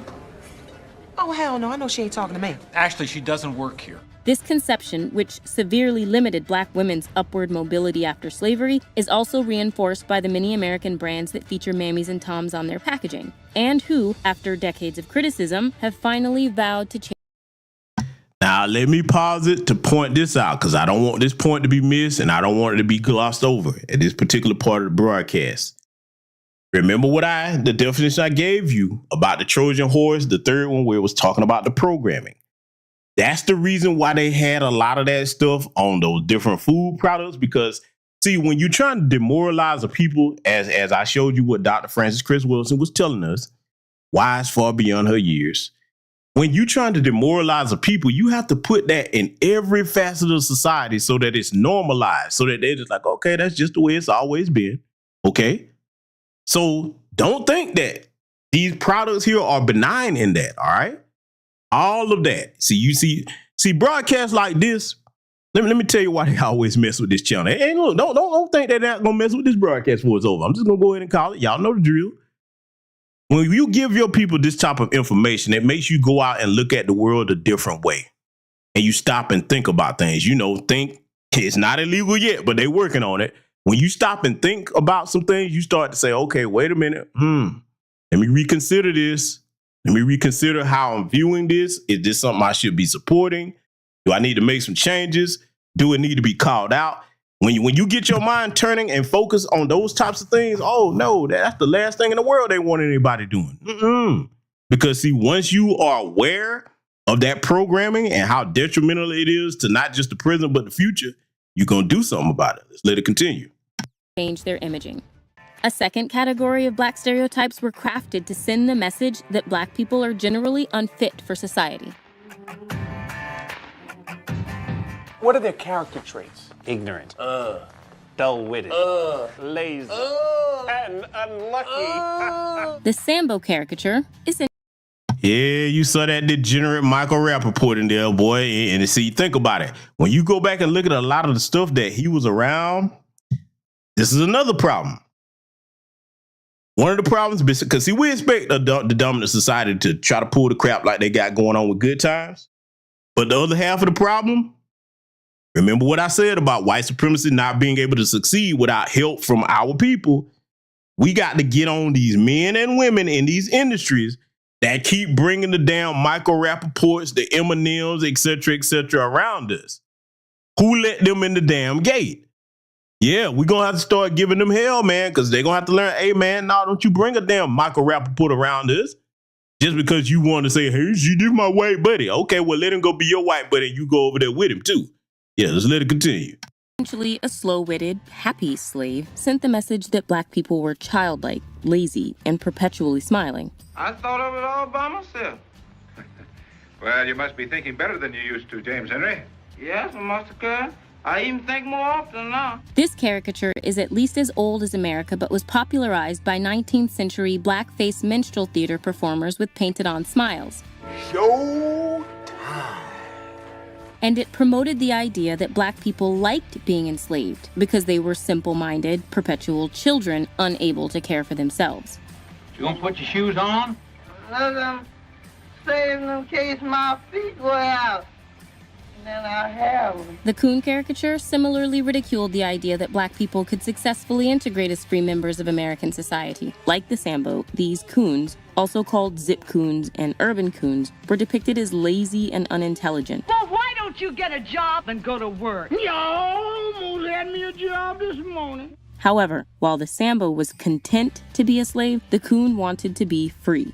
Minstrel shows and beyond derived their humor from mocking this aspiration as ludicrous, showing the Coon trying and failing to assimilate into white society, speaking in malapropisms, dressing flamboyantly, and avoiding work at all costs. When the man said before he could give me a situation, he'd have to put me through a simple self-examination. No, stupid. You mean a civil service examination. Stephen Fetchit, one of the first Black actors to reach mainstream prominence, became synonymous with this caricature.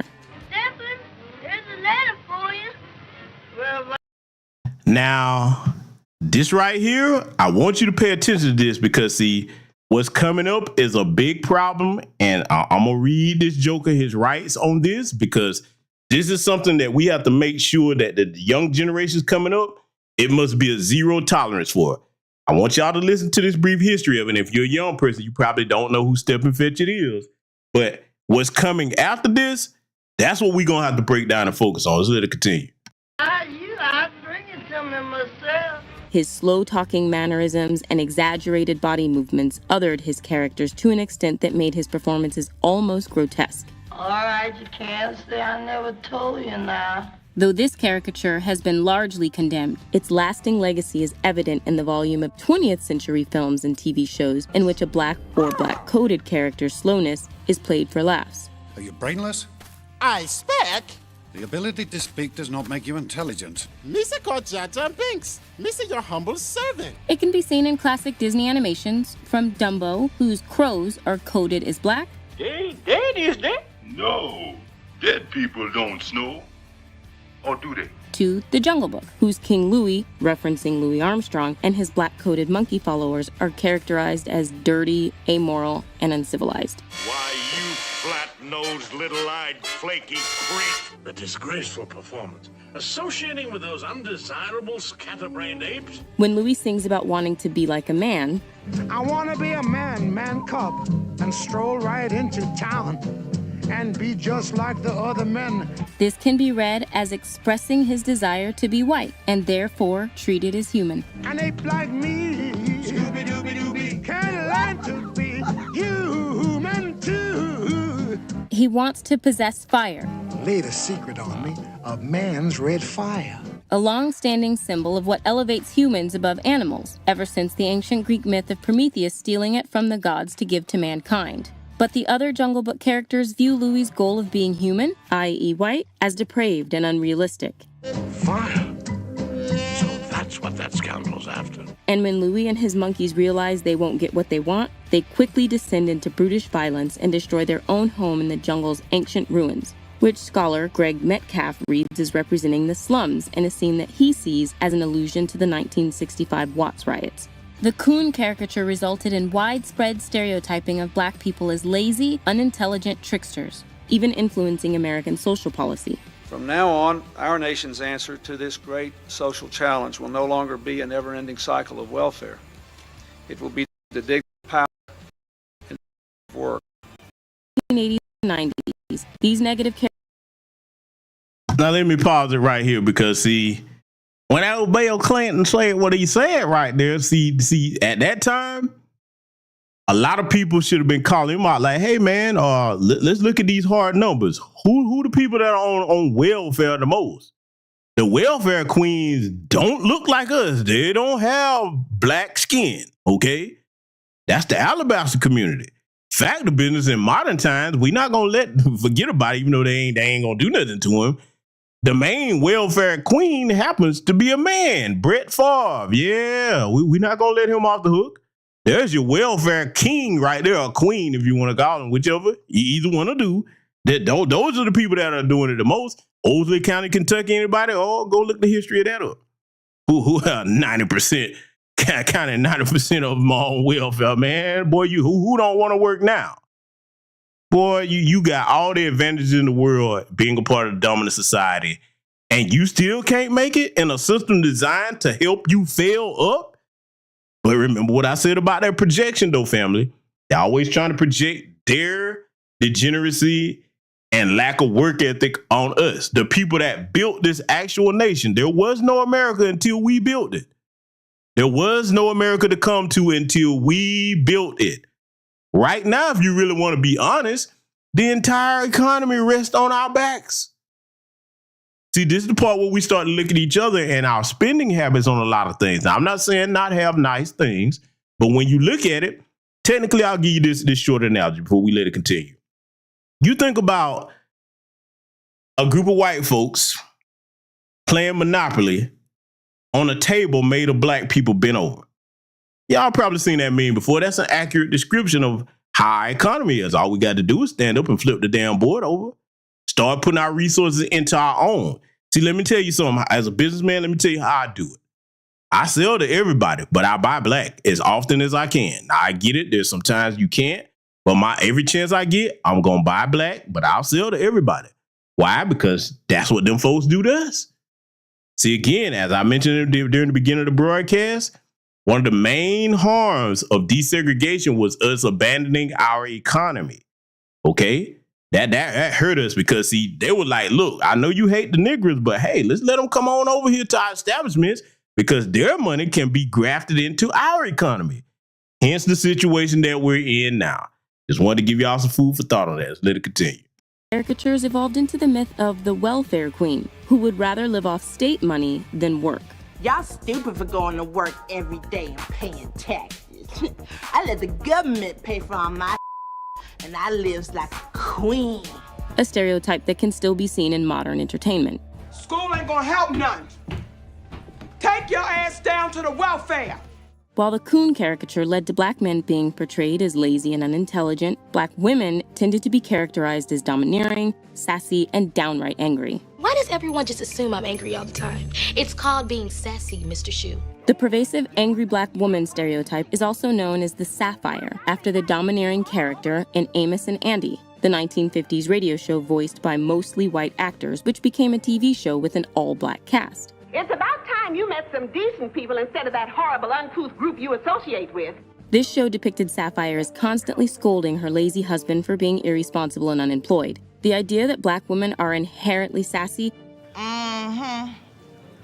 Ma'am, this over-the-counter diaper cream is prohibited. has much earlier roots in a subsection of the mammy trope known as the sassy mammy. Miss Scarlett, where are you going without your shawl and night air fixing to set in? Popularized by actress Hattie McDaniel in films like Judge Priest, in addition to Gone with the Wind, the trope of the sassy housekeeper who still ultimately loves the family she serves was another way that the mammy was painted as part of the family, comfortable enough to give them a hard time. And versions of this sassy housekeeper type still live on today. I'm gonna go in that laundry room and I'm gonna get on my knees and pray that tequila I hid in the cabinet is still there. But in the 20th century, sassy mammies working in white homes evolved into characterizations of black wives and mothers who chastised their own families. Michael, get your feet off my damn couch before I slap the jam out of your toes. Like the Coon caricature, the Sapphire pathologizes any black woman who wants to exist outside of the white domestic structure by suggesting she's unfit for traditionally feminine duties like marriage or mothering her own children. Gina, how are you gonna have a baby when you still taking care of one? The prevalence of these characterizations helps solidify enduring, damaging assumptions that black families are more likely to be broken or dysfunctional, defined by an absent black father and an overbearing black mother. I'm so mad at you, I could jump down your throat and stomp your liver. In more recent years, black women's perceived anger has shifted from being focused at their families to being directed at society.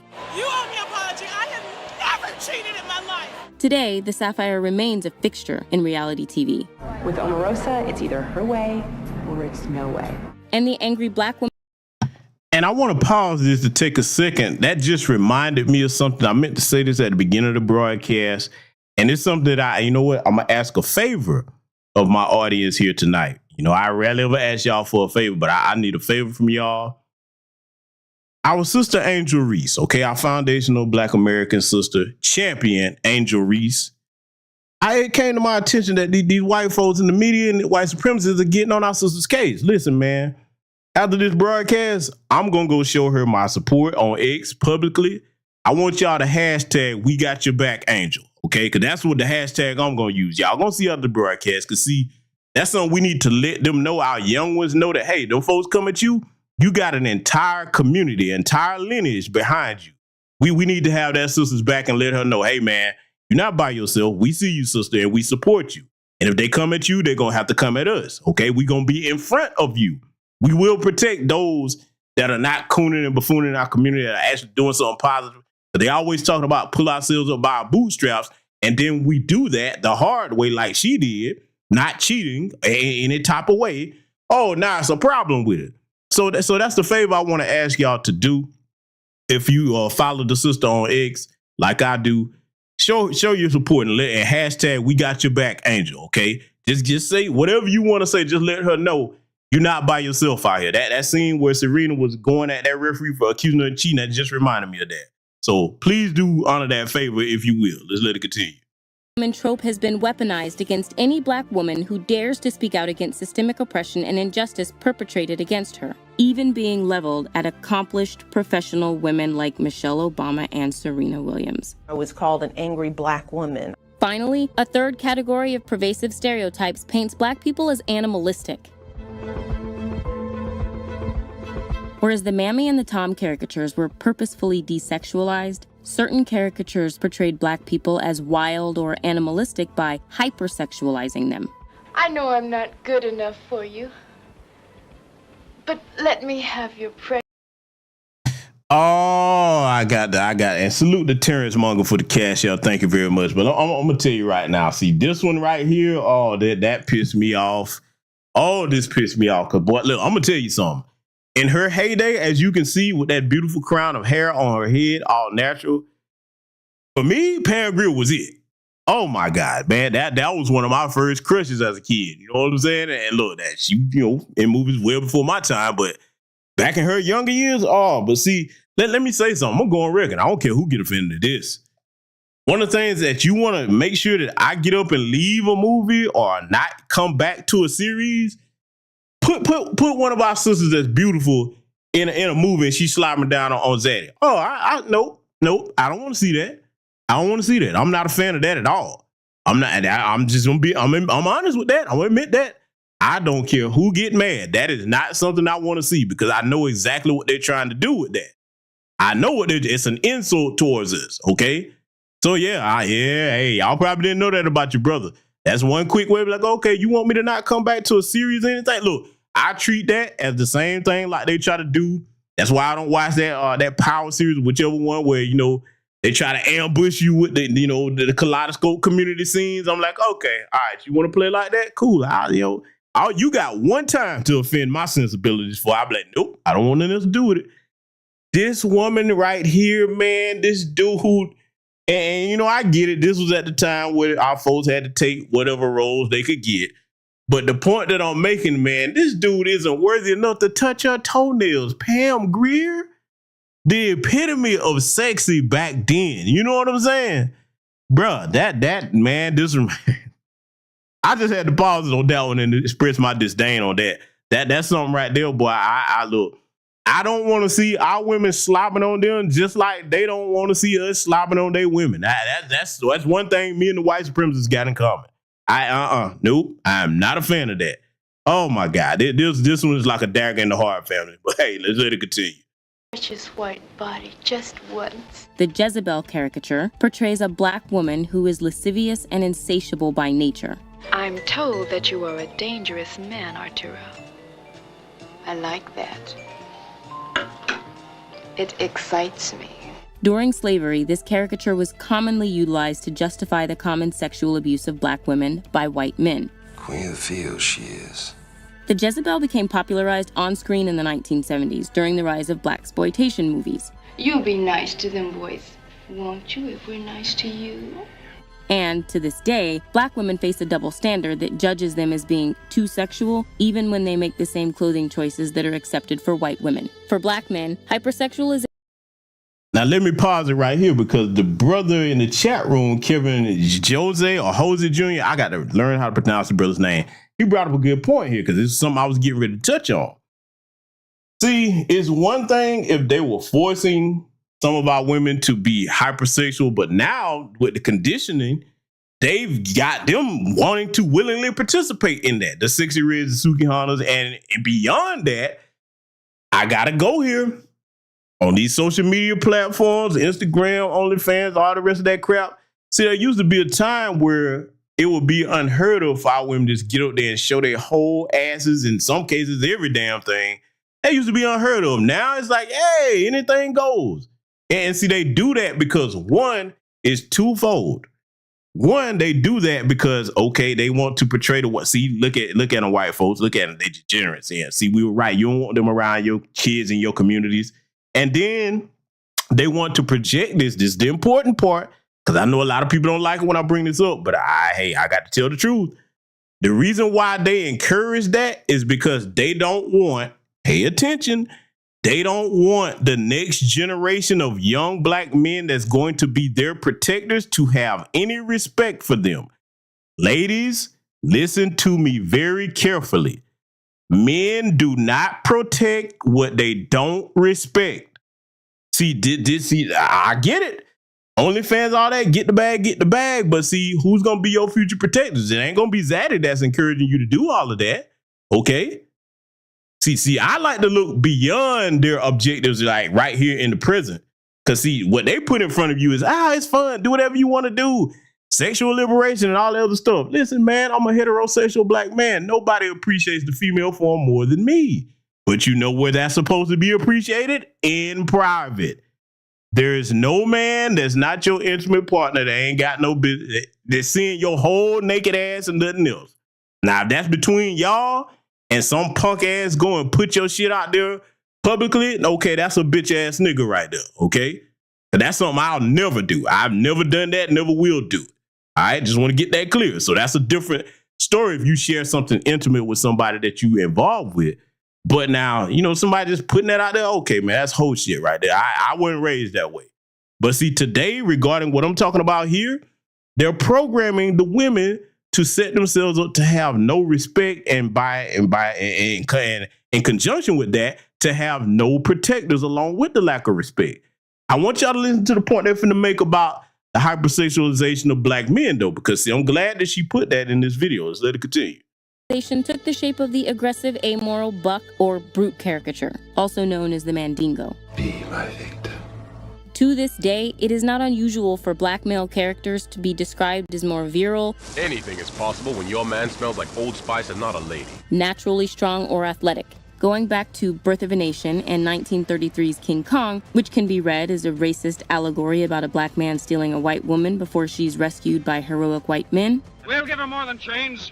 He's always been king of his world, but we'll teach him fear.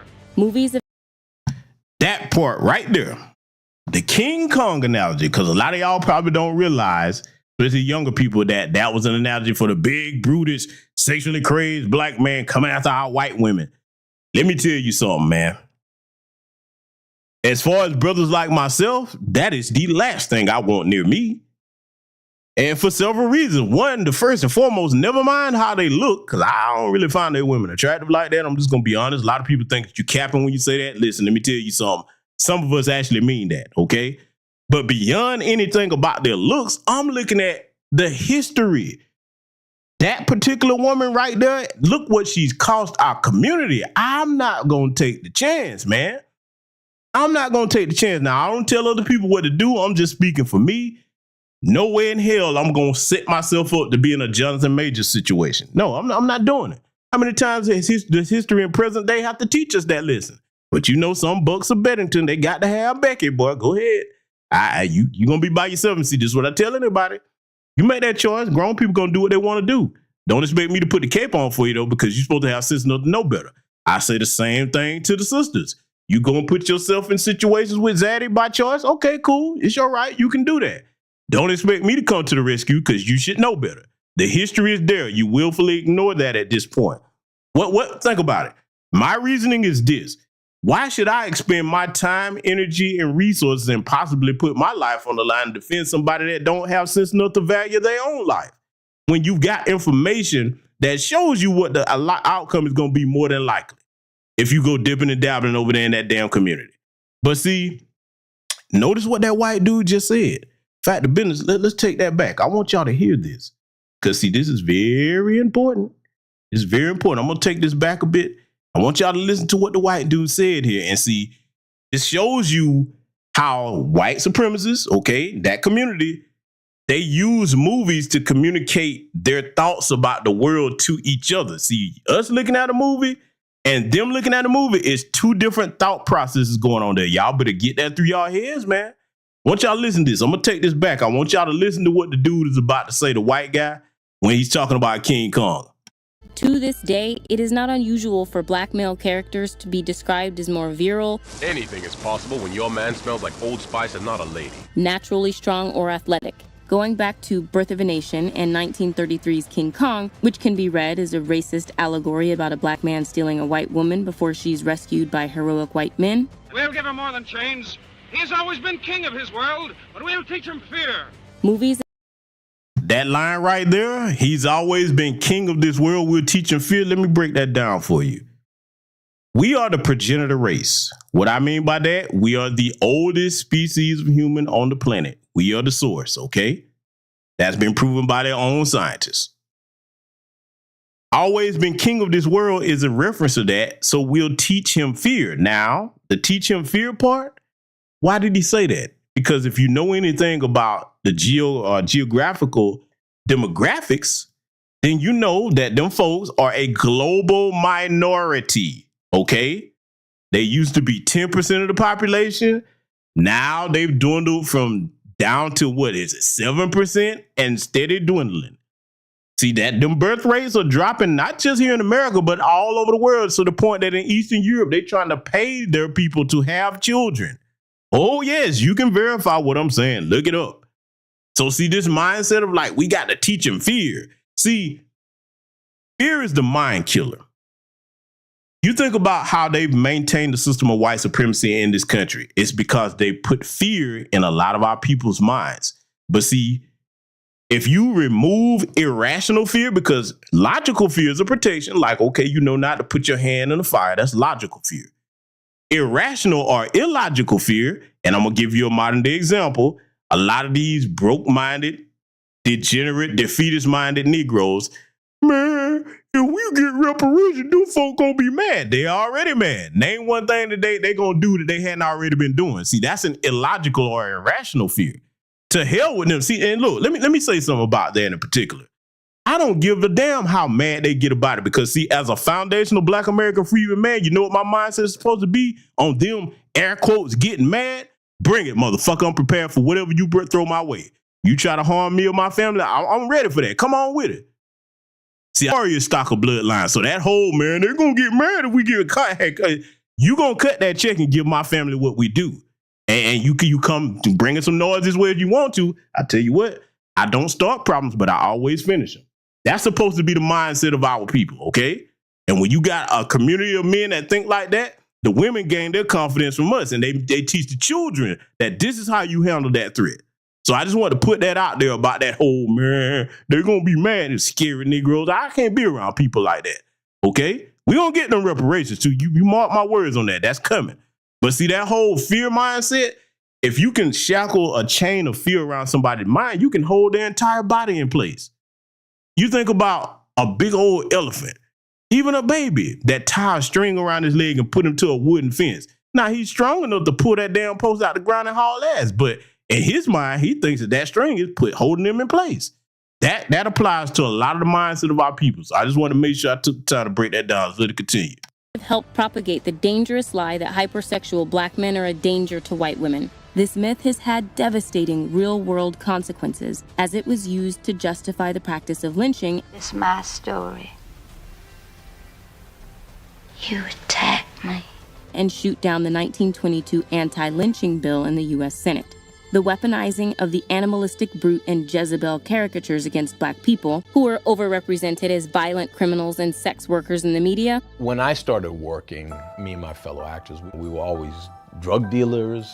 We were mugging somebody. Has fueled long-standing assumptions that Black communities must be over-policed and brutalized. You cannot deny we live in a world where people see a Black man and they're more likely to think, oh, I might get robbed. So this ingrained misrepresentation has led directly to the systemic police brutality and abuses of power driving the 2020 global Black Lives Matter protests. There is an African-American man. I am in Central Park. He is recording me and threatening myself and my dog.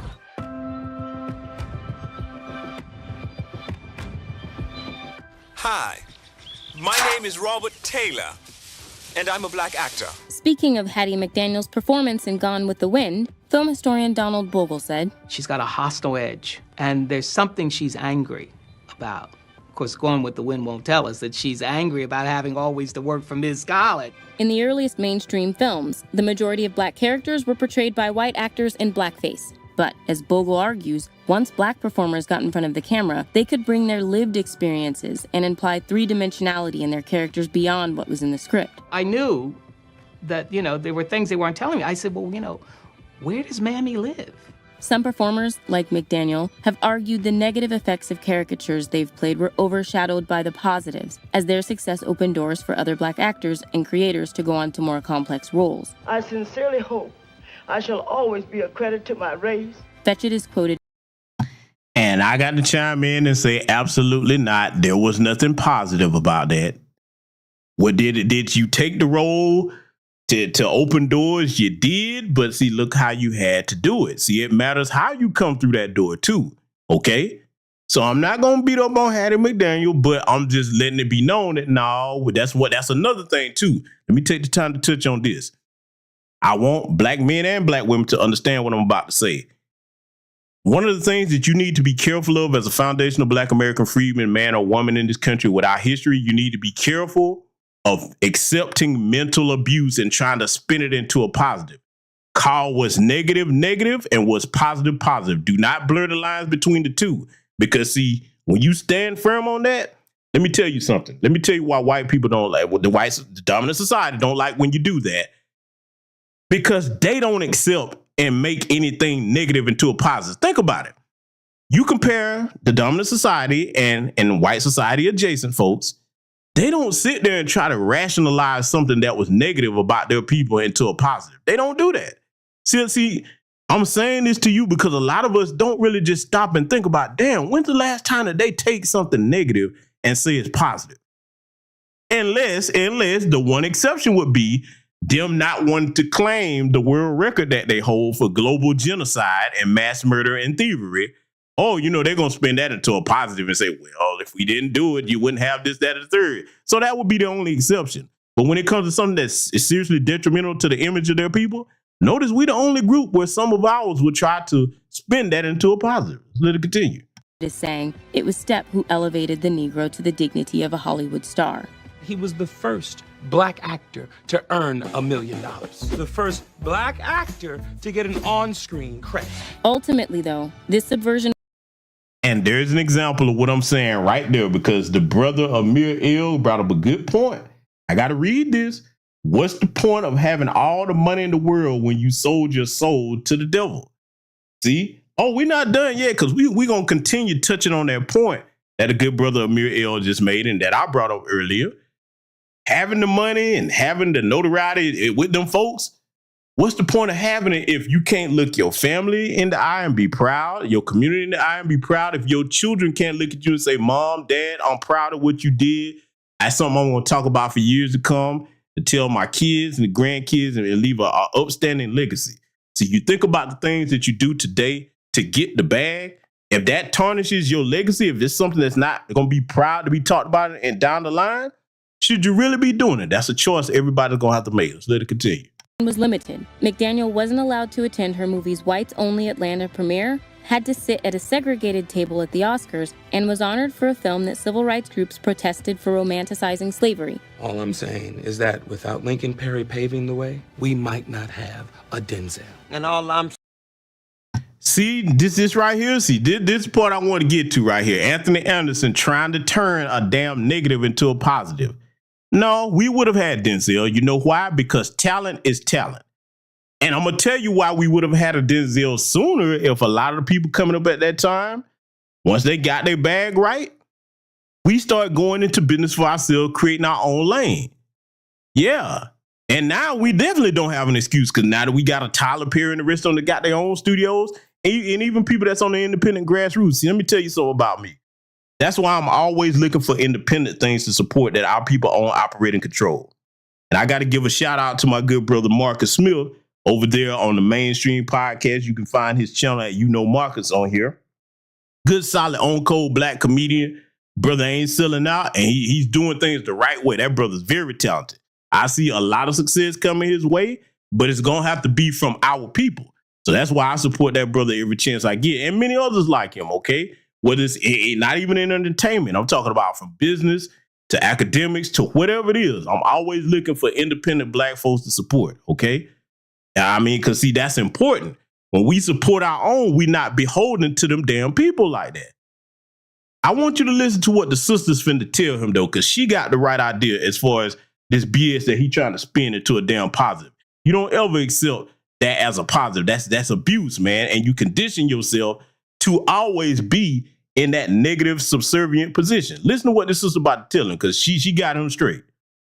Saying is without stepping fetch it. I might be comfortable napping in front of white folk. Meanwhile, black playwrights and filmmakers have used satire to undermine popular stereotypical depictions and give audiences the tools to critically evaluate portrayals of black people on screen. Satire is the way if we are ever to live side by side in peace and harmony. Films like Spike Lee's Bamboozled and Robert Townsend's Hollywood Shuffle use satire to depict us as Hollywood over black storytelling. I need a little more black. You know what I'm saying?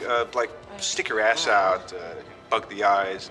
Works like George C. Wolfe's 1986 play The Colored Museum and Keenan Wayne's I'm Gonna Get You Sucker take historical caricatures to grotesque extremes in order to expose the dark messages that underlie them. We also ask that you please refrain from call and response singing between cabins, as that sort of thing can lead to rebellion. While 1996's Don't Be a Menace to South Central While Drinking Your Juice in the Hood skewers the gangsta stereotypes of those 90s coming-of-age in the hood films. More recently, nuanced, realistic shows like Insecure and Dear White People utilize show-within-a-show formats to highlight how one-dimensional and ridiculous long-standing black stereotypes really are.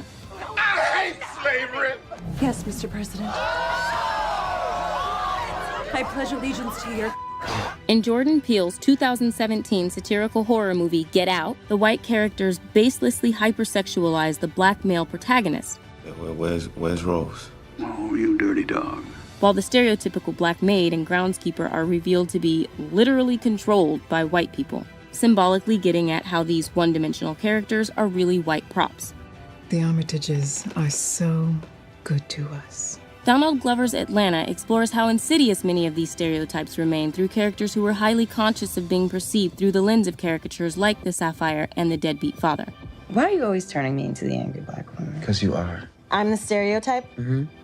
While your ass, you can't even take care of your own goddamn kid? I'm fine being a stereotype. Despite being highly intelligent and complex people with strong professional potential, Ern and Van both frequently feel trapped by these damaging and reductive stereotypes, which their situations and their society's preconceptions make it almost impossible to escape. I'm not asking for money. You should be. Ain't you homeless? Not real homeless. I'm not using a rat as a phone or something. Okay. Once we become aware of how these negative caricatures were crafted to uphold slavery and segregation, we start to see how deeply ingrained they still are, both in our stories and I am sick and tired of you always jumping to the angry black woman of it all. And in our culture at large. If it hurts a bunch of lazy blacks that wants the government to give them everything, so be it. It can be very hard to escape these stereotypes, precisely because they've shaped our cultural views so deeply and for so long. What would you have done if I told you that the solution to all your problems was a magical black man sitting out on the edge of town? Numerous contemporary examples, to varying degrees, still play into these stereotypes or bear subtle hallmarks of them. Here you go, Dougie. As modern viewers, we must do all we can to critically interrogate the stories we watch, to avoid slipping into assumptions, and to seek out thoughtful, nuanced depictions of black people and others who have been marginalized throughout film and TV history. At some point, you gotta decide for yourself who you want to be. Can't let nobody make that decision for you. Only through this mindfulness can we unravel and start to counteract the insidious effects of centuries of misrepresentation. And there you have it, family. I think I've made my case thorough with why we should reject that anti-black racist garbage, that remake of Good Times, the trash that it is. And see, let me add something further to what the sister was saying at the end of it. It's not enough for us just to critically analyze these types of things, these stereotypical anti-black portrayals of us. What we must start doing as a collective that are on code, we must reject it completely. Be like, nope, that time is done. There's plenty of a body of work of stepping and fetching and shucking and jiving. We're not on that. We're on a renaissance of black empowerment. And if that's not the images that we're going to see, then we're not going to support it. And once we all have that type of mindset and we show those in that entertainment industry that that's what it's going to be, a great deal will change. I promise you that.